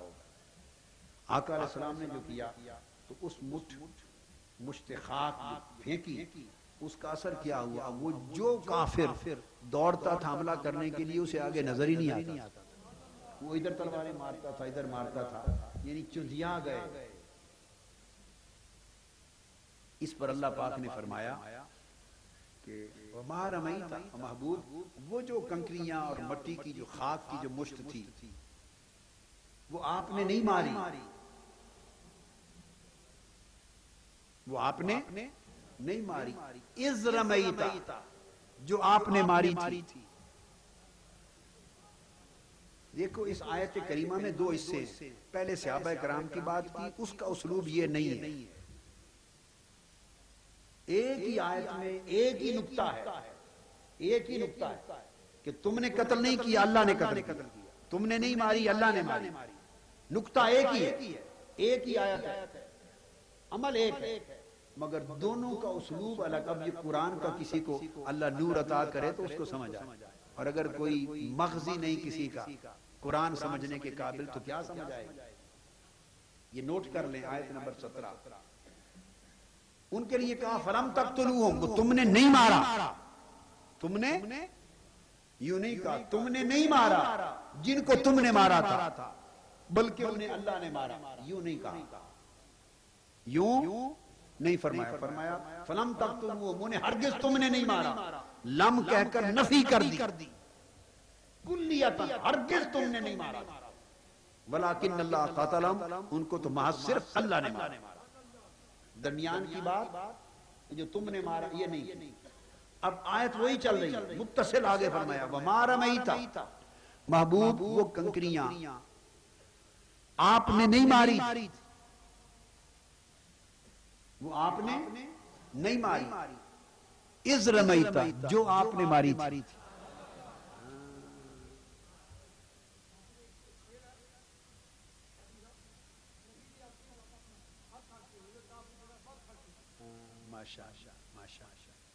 وہ آپ نے نہیں ماری، آپ نے نہیں پھینکی، وہ جو مشت خاک آپ نے نہیں پھینکی، اذ رمیتا جب آپ نے پھینکی تھی، ولیکن اللہ رما وہ تو اللہ نے پھینکی۔ اب آپ نے اسلوب کا فرق دیکھ لیا، بولیے کوئی اتفاقاً لفظ رہ گیا قرآن میں؟ یہ معاذ اللہ استغفر اللہ اللہ سے بھول ہو گئی کہ ایک ہی عمل کا بیان ایک ہی آیت میں صحابہ کے لیے ڈھنگ اور محبوب کے لیے رنگ اور، ادھر اذ رمیتا کا فرماتے وما رمیتا ولیکن اللہ رما، وہ آپ نے نہیں ماری، وہ تو اللہ نے ماری، آپ نے نہیں پھینکی، وہ تو اللہ نے پھینکی۔ یہ تو اسلوب اگر ہوتا تو یہ وہی تھا جو اوپر صحابہ کرام کے لیے بیان ہے، تو پھر بتائیں نا ایک جیسے کیسے ہو گئے؟ اوروں جیسے وہ تو صحابہ جیسے نہیں ہیں، ہماری کیا مجال کہ ہم سوچیں، اللہ کا محبوب تو کسی جیسا نہیں، تو صحابہ کا ذکر ہوتا ہے ایک ہی عمل کا، وہاں یہ ہے انداز اور یہاں طرز بیان ہے وہ آپ نے نہیں پھینکی، محبوب جو آپ نے پھینکی تھی وہ تو اللہ نے پھینکی۔ مطلب بات کا یہ ہے کہ آپ نے پھینکی، وہ آپ نے نہیں پھینکی، وہ اللہ نے۔ یہاں سمجھانا مقصود یہ ہے آقا علیہ السلام کی نسبت سے کہ محبوب جو کرتا ہے وہ ہاتھ محبوب کا نہیں، وہ ہاتھ اللہ کا ہے۔ تو محبوب کے عمل کو صرف میرے محبوب کا نہ جانو، وہی اللہ کا عمل ہے، تو محبوب کا جو معاملہ ہے وہ اللہ کا معاملہ ہوتا ہے۔ اگر محبوب کسی سے ناراض ہو تو سمجھو اللہ ناراض ہو گیا، محبوب کسی سے راضی ہو سمجھو اللہ راضی ہو گیا، محبوب کسی کو اپنی بیعت میں لے لے تو سمجھو اللہ نے بیعت میں لے لیا، محبوب کسی کو اپنی غلامی میں لے لے تو سمجھو اللہ نے اپنی بندگی میں لے لیا، اور محبوب کسی کو مارے کوئی کنکری پھینکے تو سمجھو اللہ نے پھینکی، محبوب کسی کو دور کر دے سمجھو اللہ نے دور کر دیا۔ اس لیے کسی عاشق نے کہا ہک ہے ہک ہے ہک، جیڑا ہک کو ڈو کر آکھے کافر تے مشرک۔ آپ کا مارنا اللہ کا مارنا، تو یہ آقا علیہ السلام کو مظہر الہی، حضور کو اللہ کا مظہر ذات بنا دیا ہے، مظہر فعل الہی بنا دیا ہے، مظہر صفات الہی بنا دیا ہے۔ بس آگے پھر قرآن مجید نے بیان کیا کہ یہ ذالکم ان اللہ موہن کید الکافرین، اللہ تعالیٰ کفار کی تدبیر کو ناکام کرنے والا، انہوں نے تدبیریں کی، اللہ نے ان کی تدبیر کو ناکام کر دیا۔ پھر فرمایا آگے یا ایھا الذین آمنوا اطیعوا اللہ ورسولہ ولا تولوا عنہ وانتم تسمعون۔ آگے چل رہے ہیں، اس میں پھر ارشاد فرمایا اے ایمان والو اللہ اور اس کے رسول کی اطاعت کرو، اللہ اور اس کے رسول کی اطاعت کرو، ان کا حکم مانا کرو۔ آگے بڑی لطیف بات ہے، یہ بھی توجہ طلب، کتنی اطاعتوں کا حکم ہے؟ بولیے اطیعوا اللہ ورسولہ، اللہ کی اطاعت کرو اور اس کے رسول کی۔ دو اطاعتیں آ گئی نا، تو ہونا چاہیے تھا ولا تولوا عنہما، اور جو ان دونوں کی اطاعت سے پھرے یا ان دونوں سے پھرے وانتم تسمعون، حالانکہ تم سن رہے ہو جان رہے ہو، تو وہی کافر ہوگا بدبخت ہوگا۔ مت پھرو ان کی اطاعت سے، چاہیے یہ تھا مگر نہیں، اطاعتیں دو بیان کی اور پھرنے کے لیے فرمایا وَلَا تَوَلَّوْا عَنْهُ، اللہ اور اس کے رسول کی اطاعت کرو اور اس سے روگردانی نہ کرو، اللہ اور اس کے رسول کی اطاعت کرو اور وہ جو ہے یہ ضمیر واحد کی، یہ واحد کی، اور اس سے روگردانی نہ کرو، باری تعالیٰ عنہ اس سے روگردانی نہ کرو، کس سے؟ اس نے فرمایا چاہے مجھ سے سمجھ لو چاہے میرے حبیب سے سمجھ لو، اس سے کس سے؟ فرمایا چاہے حبیب کی بات سمجھ لو چاہے مجھ سے ایک ہی۔ اور چونکہ اوپر بات چلی آ رہی ہے ساری تسلسل سے، تو اشارہ اس امر کی طرف ہے کہ میرے محبوب سے روگردانی نہ کرو، یہی اللہ سے روگردانی ہوگی۔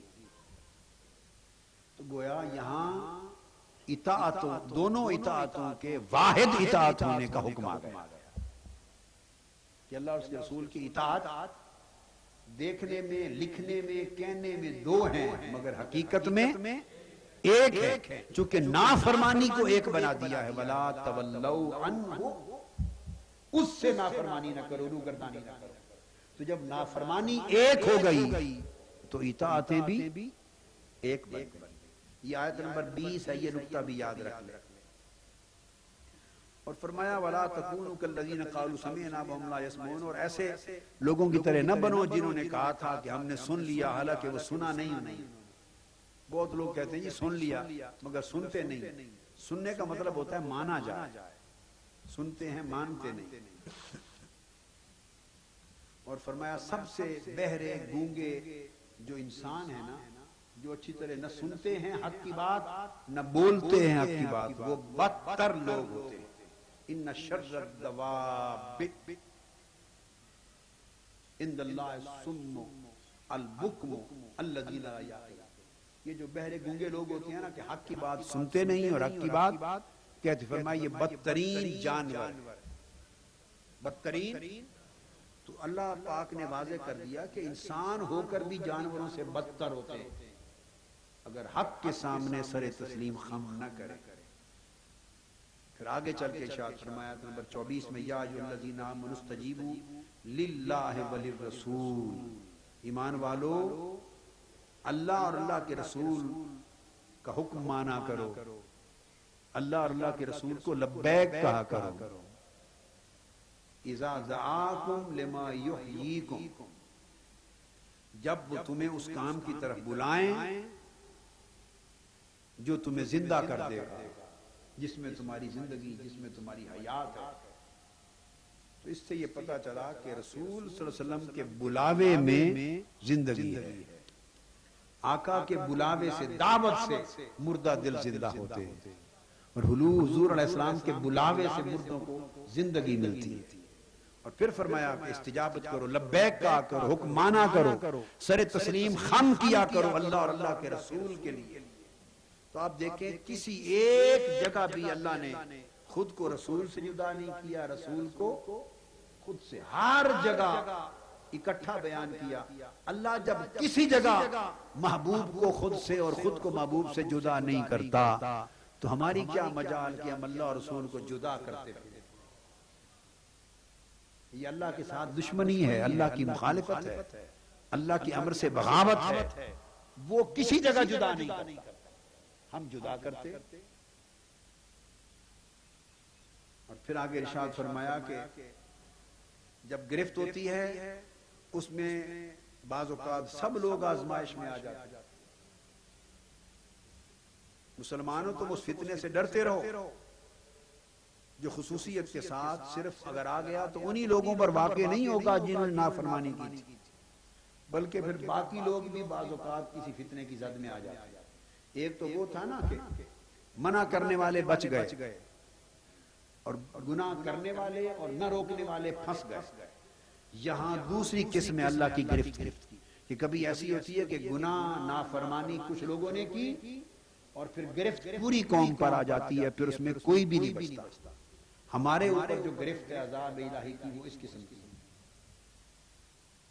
نافرمانی، کرپشن، بدبختی کچھ لوگ کرتے ہیں، اور اس کی وجہ بھی ہے، ووٹ تو ان کو سارے کے سارے ہی دیتے ہیں نا، اکثریت دیتی ہے، ووٹ تو بھاری اکثریت دیتی ہے، ساری قوم دیتی ہے کہ نہیں؟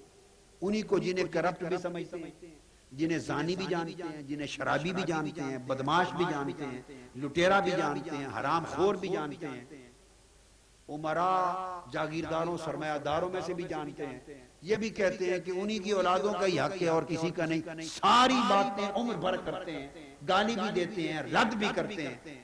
جب ووٹ کا معاملہ آتا ہے، جب بکسوں میں سے ووٹ نکلتے ہیں تو پتہ چلتا ہے اس بدبخت قوم نے ساری کی ساری نے ووٹ بھی انہی بدماشوں کو دیے۔ ایسا ہے یا نہیں؟ بولیے۔ تو پھر جب گرفت آئے تو پھر ساری قوم پر کیوں نہ آئے؟ ہم اس عمومی عذاب کی لپیٹ میں ہیں جو ساری قوم کے لیے، چونکہ اس جرم میں ساری قوم شریک ہے، مجرم، ساری قوم مجرم، قوم اندھی ہو گئی، ان کو کردار کا فرق تمیز نہیں رہی، علم کی تمیز نہیں رہی، شعور کی تمیز نہیں رہی، قابلیت کی تمیز نہیں رہی، تقویٰ کی تمیز نہیں رہی، ملک اور قوم اور وطن کی محبت کی تمیز نہیں رہی، اہل نااہل کی تمیز نہیں رہی۔ واضح جانتے ہیں کہ ایک شخص زانی ہے، شرابی ہے، بدماش ہے، رسہ گیر ہے، وڈیرا ہے، چور ہے، اچکا ہے، غنڈہ ہے، سب جانتے ہیں، ووٹ اسی کو پڑتے۔ ڈر کس چیز کا؟ جب اندر پرچی ڈالنے کے لیے کمرے میں جاتے ہیں کونے میں، اس وقت تو نہیں کھڑا ہوتا، اس وقت تو آپ ہی ٹک مار کر کے آتے ہیں نا، تو جب وہاں تنہائی میں کھڑے ہو کر بھی ووٹ اس کو ڈال آتے ہیں تو پھر اللہ کیوں چھوڑے گا، معاف کیوں کرے گا؟ تو پوری قوم عذاب کی لپیٹ میں، اور یہ اس چیز کا عذاب ہے، فرمایا لا تصیبن الذین ظلموا منکم خاصہ، ڈرو اللہ کی اس آزمائش سے، گرفت سے اور عذاب کی آمد سے، کہ وہ پھر صرف نافرمانوں اور گناہگاروں پر نہیں آئے گا، وہ سب پر آ جائے گا، فرمایا اس عذاب سے ڈرو۔ وَاعْلَمُوا أَنَّ اللَّهَ شَدِيدُ الْعِقَابِ، پھر اللہ بڑی سخت گرفت والا ہے۔ اس کے بعد ارشاد فرمایا وَاذْكُرُوا إِذْ أَنْتُمْ قَلِيلٌ مُسْتَضْعَفُونَ فِي الْأَرْضِ تَخَافُونَ أَنْ يَتَخَطَّفَكُمُ النَّاسُ فَآوَاكُمْ وَأَيَّدَكُمْ بِنَصْرِهِ وَرَزَقَكُمْ مِنَ الطَّيِّبَاتِ لَعَلَّكُمْ تَشْكُرُونَ۔ یاد کرو وہ وقت جب تم تھوڑے تھے، زمین میں کمزور تھے، اس پر میں نے کئی بار بیان کیا ہے، اور تمہیں ڈر رہتا تھا کہ لوگ تمہیں لوٹ گسوٹ کر کے بے گھر کر دیں گے، اچک کے لے جائیں گے، پھر ہم نے ہجرت کے ذریعے تمہیں مدینہ میں ٹھکانہ دیا، حفاظت کی، اپنی مدد، سیاسی طاقت، قوت سے تمہیں اقتدار، حکومت بخشی، طاقت دی، اور پاکیزہ چیزوں کا رزق دیا، وسائل دیے، معاشی کفالت دی، معاشی استحکام دیا، خوشحال زندگی دی، تاکہ تم اللہ کی نعمتوں پر شکر گزار ہو جاؤ۔ ہم نے اس راستے کو ٹھکرایا ہوا ہے، اس راستے کو، اللہ کی نعمتوں کو ٹھکرایا ہوا ہے، ہم اوپر ہیں اس والی بات میں جو اوپر کی آیت میں ذکر ہوا۔ پھر آگے ارشاد ہوتا ہے یا ایھا الذین آمنوا لا تخونوا اللہ والرسول، لوگو ایمان والو اللہ اور رسول سے خیانت نہ کرو۔ اب دیکھیں ہر بات میں اللہ اور رسول کو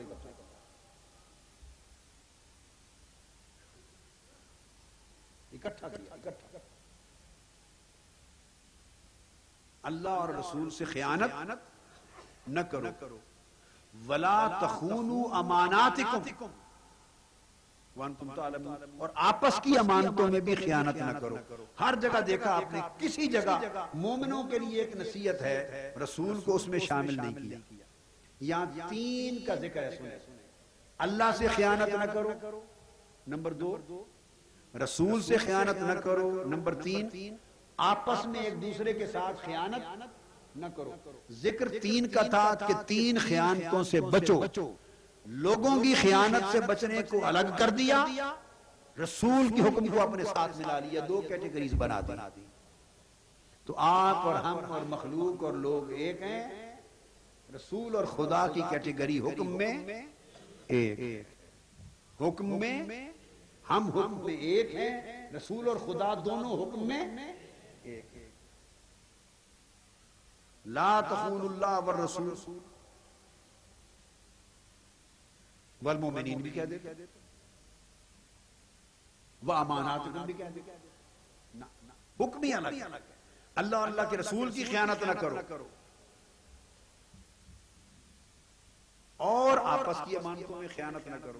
تو آپ نے دیکھا کہ انفال کی بات کی تو اللہ اور رسول کی ملکیت ایک، اللہ اور رسول کی ملکیت ایک، اطاعت کی بات کی تو اللہ رسول کی اطاعت ایک، مخالفت کی بات کی تو اللہ رسول کی مخالفت ایک، استجابت لبیک کہنا حکم ماننے کی بات کی تو اللہ رسول کی استجابت ایک، خیانت کی بات کی تو اللہ رسول کے ساتھ خیانت ایک، مکاری اور ہیلا سازی کی بات کی تو اللہ اور اللہ کے رسول کے ساتھ ہیلا سازی اور مکاری بھی ایک۔ آگے وہ بھی آ رہا ہے آیت نمبر 30 میں، تو آپ دیکھ لیں ہر جگہ جو حکم ہے وہ اللہ اور اللہ کے رسول ایک، امت انسان مخلوق ایک۔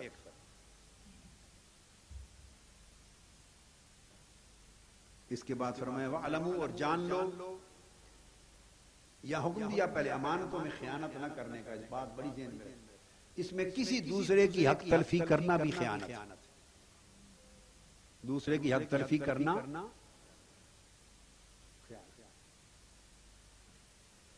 دوسرے سے زیادتی کرنا خیانت، اس کا حق کھا لینا خیانت۔ تو یہاں حقوق اللہ بھی ہے اور حقوق العباد، اور فرمایا وَاعْلَمُوا، جان لو انما اموالکم و اولادکم فتنہ، کہ تمہارے مال و دولت اور تمہاری اولاد دونوں فتنہ ہے، اور فتنہ سے مراد آزمائش، کیا؟ آزمائش۔ وَأَنَّ اللَّهَ عِندَهُ أَجْرٌ عَظِيمٌ، اور اللہ کے پاس جو اس آزمائش میں کامیاب ہو جائے بڑا عظیم اجر ہے۔ اولاد اور مال و دولت دونوں فتنہ، اور فتنہ کا معنی کیا ہے؟ آزمائش، جس میں مبتلا کیا جائے۔ اس میں عدل اور انصاف کو قائم رکھو، مال کا معاملہ ہو امانت اور دیانت سے کام لو، اولاد کا معاملہ ہو امانت اور دیانت سے کام لو، اللہ کے حقوق کہیں ٹوٹنے نہ پائیں، دین کی حدیں کہیں ٹوٹنے نہ پائیں۔ پھر ارشاد فرمایا یا ایھا الذین آمنوا ان تتقوا اللہ یجعل لکم فرقانا ویکفر عنکم سیئاتکم ویغفر لکم واللہ ذو الفضل العظیم۔ یہاں فرمایا ایمان والو، اگر تم تقوی اختیار کر لو، متقی ہو جاؤ، تو اللہ پاک تمہیں فرقان عطا کر دے گا۔ اس سے ایک نقطہ معارف قرآنی کا ایک نقطہ ملتا ہے، وہ یہ کہ تقوی اگر انسان اختیار کر لے تو اللہ پاک اس شخص کو فرقان یعنی تمیز فارق عطا کر دیتا ہے، اسے حق اور باطل میں تمیز ہونے لگ جاتی ہے۔ اللہ تقوی کے نور سے، تقوی کے ایسا شعور عطا کر دیتا ہے کہ اسے جھوٹ سچ میں تمیز ہو جاتی ہے، اسے حق اور باطل میں فرق کی سمجھ آ جاتی ہے، نیکی اور بدی کی تمیز اسے حاصل ہو جاتی ہے۔ اس کو اللہ پاک ایک نور عطا کرتا ہے جو نور فرقان کا درجہ رکھتا ہے، وہ فرق کرنے لگ جاتا ہے، صحیح اور غلط میں اس کو تمیز ہو جاتی ہے جو عام آدمی نہیں کر سکتا۔ جیسے فرمائی اتقوا فراست المؤمن فإنه ينظر بنور اللہ، مومن کی فراست سے ڈرو، یہ وہی بات ہے، وہ قرآن میں تھی، یہ حدیث تھی، وہ اللہ کے نور سے دیکھتا ہے، مومن اللہ کے نور سے دیکھتا ہے، اسے فراست کہا، یہاں قرآن مجید نے اس کو فرقانہ کہا کہ حق اور باطل میں فرق کرنا، اس تمیز کو ایک معرفت مل جاتی ہے، ایک صلاحیت اسے عطا ہو جاتی ہے، ایک استعداد، وہبی استعداد مل جاتی ہے، ایک روحانی صلاحیت اسے وہب کر دی جاتی ہے، ایک ایسا شعور نورانی عطا کر دیا جاتا ہے جو وہ تمیز کرنے لگتا ہے جو عام آدمی تمیز نہیں کر سکتا۔ یہ تقوی اور پرہیزگاری کا باعث نور عطا ہوتا ہے۔ اور فرمایا جب وہ لوگ کافر اے میرے محبوب آپ سے متعلق تدبیریں کر رہے تھے، یعنی کہ آپ کو قتل کر دیں یا آپ کو قید کر دیں، اذ یمکر بک الذین کفروا لیثبتوک او یقتلوک او یخرجوک، تدبیریں کر رہے تھے، مختلف منصوبے بنا رہے تھے کہ یا آپ کو قید کر دیں معاذ اللہ، یا آپ کو شہید کر دیں، یا آپ کو وطن سے نکال دیں. تو اپنی تدبیریں کر رہے تھے. یمکرون ویمکر اللہ، اللہ ان کی تدبیروں کی توڑ کر رہا تھا. واللہ خیر الماکرین، اور اللہ سب کی تدبیروں کا بہتر توڑ کرنے والا ہے. تدبیروں کا توڑ کرنا بھی اللہ کی سنت. دشمن کوئی مکر کرے، کوئی ہیلا سازی کرے، کوئی تدبیر منصوبہ بندی کرے، اس کے توڑ میں منصوبہ بندیاں کرنا حق کو بچانے کے لیے، یہ بھی سنت الہیہ ہے. تو یہ اللہ کی سنت ہے.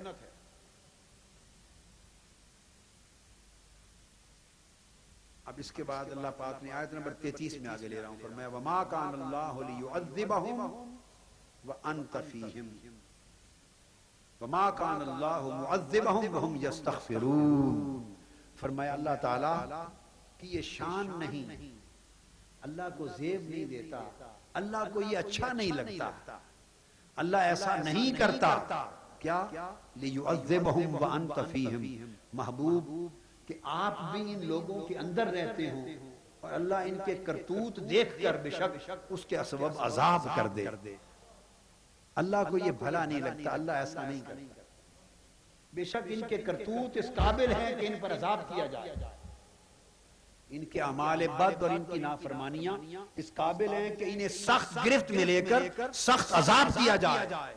مگر محبوب کیا کروں، جب دیکھتا ہوں عذاب کرنے کا استحقاق جب ٹھہرتا ہے، دیکھتا ہوں تو آپ بھی اسی قوم کے اندر رہتے ہیں، پھر عذاب نہیں کرتا. مجھے اچھا نہیں لگتا. سونے محبوب، یہ وجہ ہے اس امت سے عذاب، وہ عذاب جو پہلے آتے تھے، بندر اور خنزیر بنا دیے جاتے، پتھروں کی بارش ہوتی، آسمان سے خون کی بارش ہوتی، پتھر برسائے جاتے، تیز ہوائیں چلتی، محلات گر جاتے، تباہ ہو جاتے، سیلاب میں ہر کوئی بہہ جاتا. یہ عذاب جو ہوتے تھے محبوب، جب سے تو آیا ہے زمین پر، اب ان بے تو بھی رہے، اس زمین پر تو بھی رہے، اس امت میں تو بھی ہو اور تیرا روزہ بھی ہو. یہ تو آج تک وہی اصول چل رہا ہے نا. وَأَنْتَ فِيهِمْ سے مراد صرف حیات ظاہری نہیں تھی، حکم تو آج بھی امت کے لیے وہی قائم ہے. تو اس کا مطلب ہے حضور کے روزے کا ہونا یہی ہے کہ خود حضور ہے. تو صرف آپ ہی نہیں تکتے گنبد خضرا کو، جی کرتا ہے نا گنبد خضرا کو تکنے کا، پھر پوشت نہیں کرتے اور لحاظ کرتے. ادب آپ کرتے ہیں تو ہم کہیں گے ادب کرتے ہیں. صرف آپ ہی نہیں ادب کرتے، مولا بھی گنبد خضرا کو تکتا ہے. وہ تو انت فی ہے محبوب، تو تیرا گنبد ہے، نیچے تو ہے، ایک ہی بات ہے. تو میں عذاب کرنے کو جی تو کرتا ہے ان کی بدبختیوں پر، پھر جب تیرا گنبد سونا سونا تیری جالیاں دیکھتا ہوں تو عذاب کرتا ہے. ایسا بھلا نہیں لگتا مجھے کہ تیرے ہوتے ہوئے ان پر عذاب. تو آقا علیہ السلام کے صدقے عذاب ٹل جاتا ہے. تو یہ حضور کا توسل ہوا. کیا؟ یہ آقا علیہ السلام کا توسل بالنبی ہوا. حضور کی موجودگی سے عذاب ختم ہو جاتا ہے. حضور کی موجودگی سے عذاب ختم ہو جاتا ہے. اس لیے جب منافقوں کی نماز پڑھنے سے، نماز جنازہ سے جب تک ممانعت نہیں آئی تھی، بعد میں حکم آیا کہ ان کی نماز نہ پڑھا کریں منافق. تو جب نماز جنازہ پڑھنے سے ممانعت نہیں آئی تھی تو دفن کرنے کے لیے بھی مسلمان کھڑے رہتے، اور آقا علیہ السلام بھی. عبداللہ بن ابی جو منافق تھا مر گیا، نماز جنازہ ہوئی، اس کو دفن کیا، آقا علیہ السلام کھڑے تھے، اس کی قبر کھد رہی تھی، آپ کھڑے تھے. تو اللہ پاک نے فرمایا محبوب ان کی قبر پہ کھڑا نہ ہوا کر، میں ان کو عذاب دینا چاہتا ہوں. محبوب تو ان کی قبر پہ کھڑا نہ ہو، کہ تو کھڑا ہوگا تو عذاب نہیں ہو سکتا. اب کچھ لوگوں کو اس حکم سے یہ سمجھ میں آیا، اپنی اپنی سمجھ کی بات ہے، کچھ لوگوں کو یہ سمجھ میں آیا کہ اگر حضور علیہ السلام کے کھڑے ہونے سے عذاب ٹلتا یا نفع ہوتا تو اللہ پاک کیوں فرماتا کہ ہٹ جائیں ان کی قبروں پہ کھڑا نہ ہوا. اللہ نے ہٹا دیا ان کی قبروں پر، ان کی قبر پہ کھڑا نہ ہوا کر. اس کا مطلب ہے حضور کے کھڑے ہونے سے نفع نہیں ہوتا. کئیوں کو یوں سمجھ میں بات آئی، سمجھ ہے ہماری سمجھ میں یہ بات یوں آئی کہ اگر کھڑے ہونے سے نفع نہ ہوتا تو اللہ ہٹاتا کیوں؟ کھڑے بھی رہتے اور نیچے عذاب بھی دے دیتے، کیا فرق پڑتا؟ آقا علیہ السلام کھڑے رہتے اور نیچے قبر میں اس منافق کا عذاب شروع ہو جاتا. اگر کھڑے ہونے سے قبر والے پر فرق نہیں پڑتا اور اس کو نفع نہیں ہوتا تو ہٹانے کا حکم دینے کی ضرورت ہی کیا تھی؟ کھڑا ہونا نہ ہونا جب برابر ہے تو عذاب ہوتا رہتا. یہ جو ہٹایا محبوب ان کی قبروں پہ کھڑا نہ ہوا کر یہ عذاب کے مستحق ہیں. میں عذاب دینا چاہتا ہوں, فوری شروع کرنا چاہتا ہوں, پر جب تک تیرے قدم ان کی قبر پہ ہوں گے عذاب نہیں ہو سکتا. تو محبوب آپ ان کی قبر پہ کھڑے نہ ہوا کریں تاکہ آپ کا وسیلہ ان کو نہ ملے, اور آپ جائیں گے تو میں ان کو عذاب دوں گا. تو حضور کا کھڑا ہونا عذاب کے ٹلنے کا سبب ہوا. تو نفع ہے تو ہٹانے کی بات ہو رہی ہے, نفع نہ ہو تو کھڑے رہے, ہٹانے کی ضرورت ہی نہیں.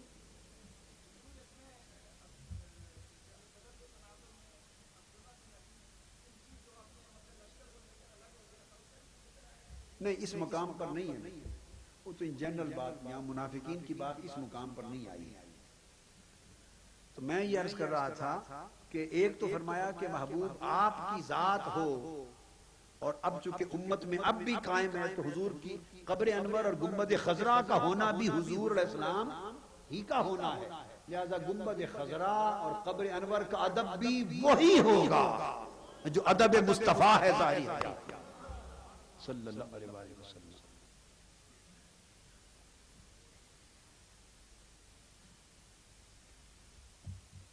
تو یہ دوسرا فرمایا وَمَا كَانَ اللَّهُ مُعَذِّبَهُمْ وَهُمْ يَسْتَغْفِرُونَ, اور اگر وہ استغفار کریں اور مجھ سے معافی مانگتے رہیں, توبہ کرتے رہیں, تو تب بھی میں عذاب نہیں کرتا. تو کوئی اللہ کی حضور توبہ کرنا, تو توبہ کرنے سے جس نے توبہ کی اس کے گناہ معاف ہو گئے. توبہ کرنے سے جس طرح گناہ کی معافی ہوتی ہے اس طرح محض آقا علیہ السلام کے موجود ہونے سے از خود توبہ ہوتی رہتی ہے. حضور کی موجودگی اعظم توبہ ہے مسلمانوں کی. اور ارشاد فرمایا وَمَا لَهُمْ, یہ تو بنا دیا آپ ان کے اندر ہوں تو پھر عذاب کیسے کروں؟ مجھے تو اچھا نہیں لگتا محبوب, اور میں رب ہوں, میں تو یہ نہیں کر سکتا. کوئی اور رب ہوتا تو کرتا پھرتا, میں تو نہیں کر سکتا. سو جو مجھے اللہ مانتے ہیں, اللہ فرما رہا ہے جو مجھے مانتے ہیں رب, وہ تو جان لیں کہ اگر رب میں ہوں تو مصطفیٰ موجود ہو تو عذاب نہیں ہو سکتا. میرا تو اصول یہ ہے. اللہ پاک نے اب اس کی دلیل دی. اگلی آیت بڑی عجیب ہے. عجیب تو بن گئی ہے نا,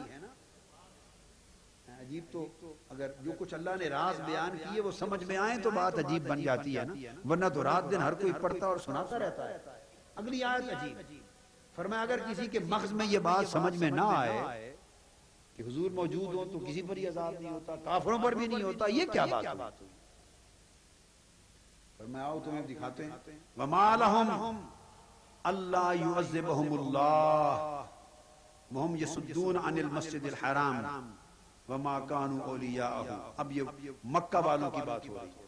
فرمایا محبوب ادھر آپ آ گئے ہیں, سب باتوں کے باوجود اب ان پر عذاب نہیں کرتا چونکہ آپ یہاں ہیں. رہ گئے وہ جنہیں چھوڑ کے آ گئے, جنہیں فرمایا وَمَا لَهُمْ, اب انہیں کیا ہے, اب ان کے ساتھ کیا لگا ہوا ہے, کوئی چاند لگا ہوا ہے, کوئی ان کے ساتھ اب کیا چیز لگی ہوئی ہے, اب ان پر عذاب نہ کروں.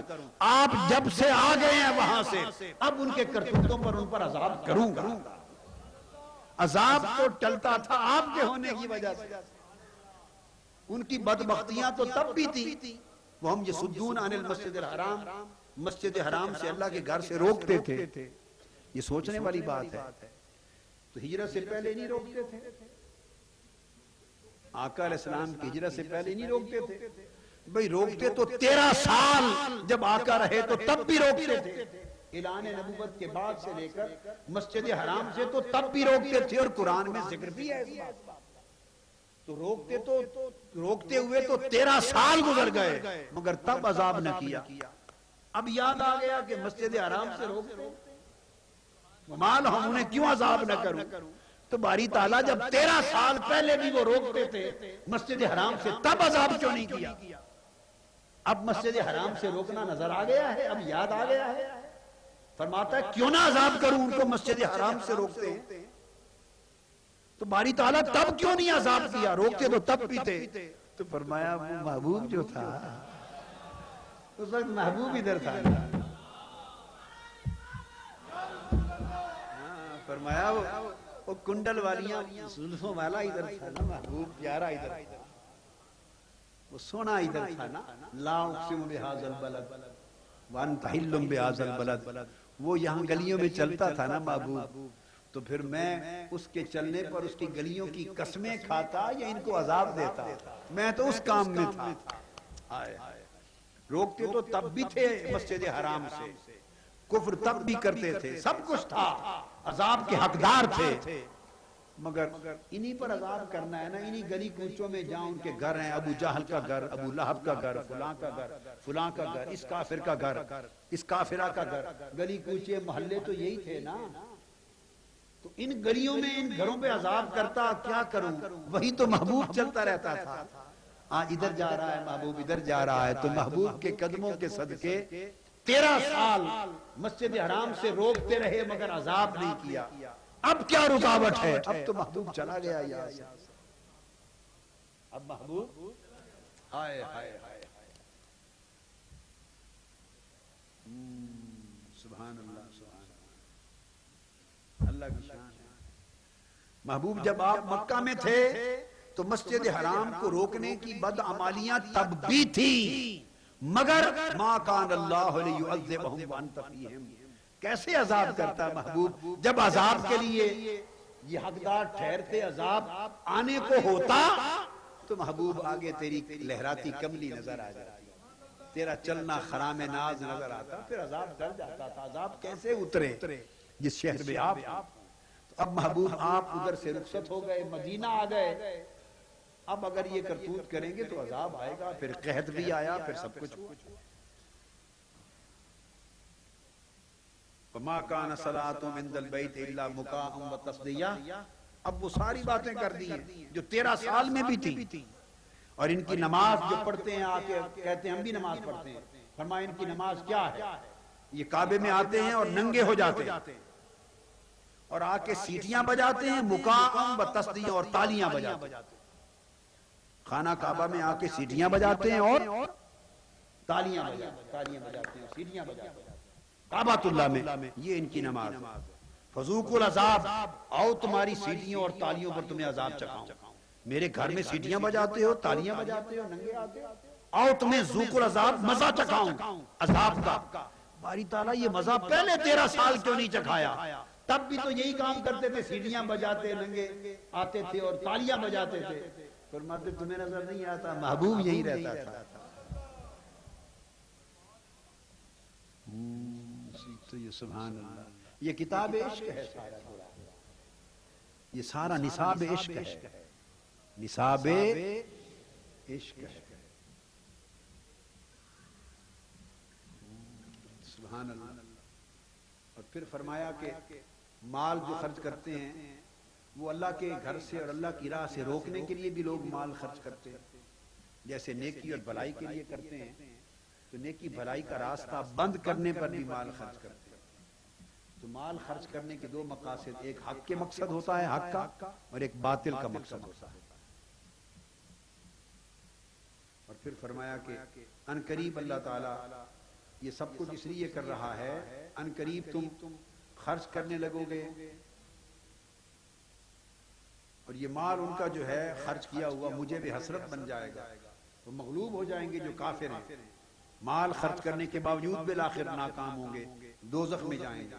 اور اللہ پاک ان قریب یہ فیصلہ فرمائے گا تاکہ خبیث اور طیب، پاک اور ناپاک کا فرق واضح ہو جائے. ایک وقت آئے گا اب پاک اور ناپاک ملے ہوئے، ہم بھی پردہ نہیں اٹھاتے، ہم بھی پردہ ملے ہوئے ہیں، پتہ نہیں چلتا پاک کون ہے، ناپاک کون ہے، خبیث کون ہے، طیب کون ہے. اس لیے کہ اسلام کی ابتدائی دور کی بات ہے، مدینہ پاک میں جب آئے ابتدائی دور ہے، اسلام ابھی طاقت پکڑنے والا ہے. تو چلو ناپاک منافق صحیح، خبیث صحیح، لیکن صفوں میں جب ہوتے ہیں تو دشمن دور کا دیکھنے والے کے ماتھے پر تو نہیں لکھا ہوا ہوتا نا، وہ یہ تو دیکھتا ہے نا کہ اتنے زیادہ لوگ مسلمان ہو گئے، اسی کا روب بن جاتا ہے. اس لیے ہم بھی ان کو ننگا نہیں کرتے. اسلام جب طاقتور ہو جائے گا، ہر طرف اس کا دبدبہ قائم ہو جائے گا، پھر یہ تھوڑی تعداد کا کم ہونا، نکلنا آنا، کئیوں کا چلے جانا، یہ پھر فرق نہیں پڑے گا. تو پھر ہم خبیثوں ناپاکوں کو پکڑ کے مصطفیٰ تیرے مشن سے نکال دیں تاکہ پاک ہی پاک رہ جائیں اور ناپاک نہ رہے. ابھی اس لیے نہیں نکالتے کہ چلو تعداد کو دیکھ کر یہ گروہ بنا ہوا ہے. آپ کو سمجھے قرآن مجید کیا کیا سبق سکھاتا ہے.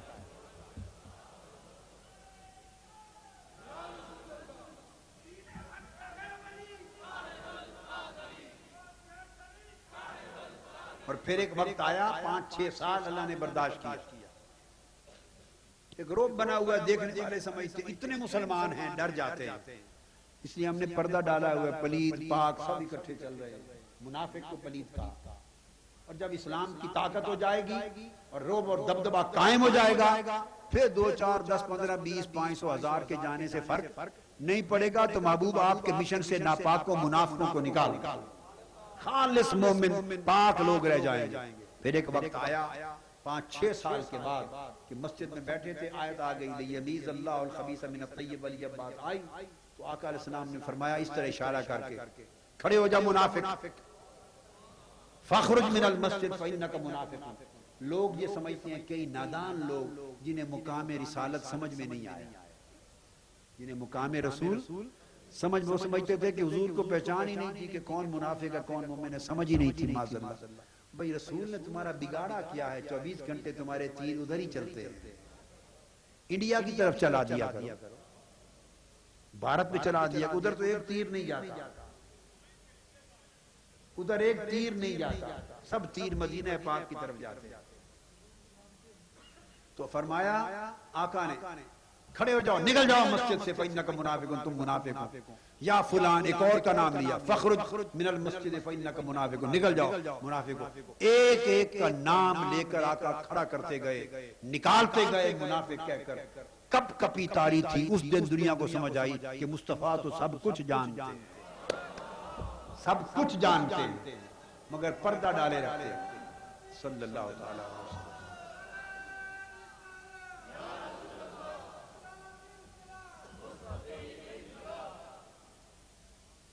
مگر پردہ ڈالا، اللہ کا امر تھا.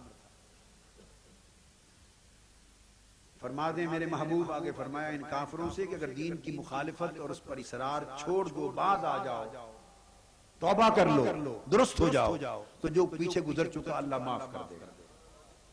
اور اگر پلٹ کر پھر خرابی کرو گے پھر اللہ پکڑ لے گا، جیسے پچھلی قوموں کے ساتھ بیتا. اور فرمایا ان کے ساتھ قتال کریں، لڑیں، جنگ لڑیں، حتیٰ کہ فتنہ ختم ہو جائے اور سب اللہ کے امر کے تابع ہو جائیں، دین اللہ کا. اور اگر یہ رک جائیں ظلم سے، فتنہ گری سے، ظلم کرنے سے رک جائیں تو فرمایا پھر چھوڑ. اور اگر نافرمانی کریں، روگردانی کریں تو جان لو کہ اللہ تمہارا مولا ہے، اور اللہ سے بہتر نہ کوئی مولا یعنی حمایتی، کارساز اور پروردگار ہے، نہ کوئی ونعم النصیر کو اللہ سے بہتر مددگار ہے. یہ 9 پارے ختم ہو گئے، اسی پر آج ختم کر دیتے ہیں.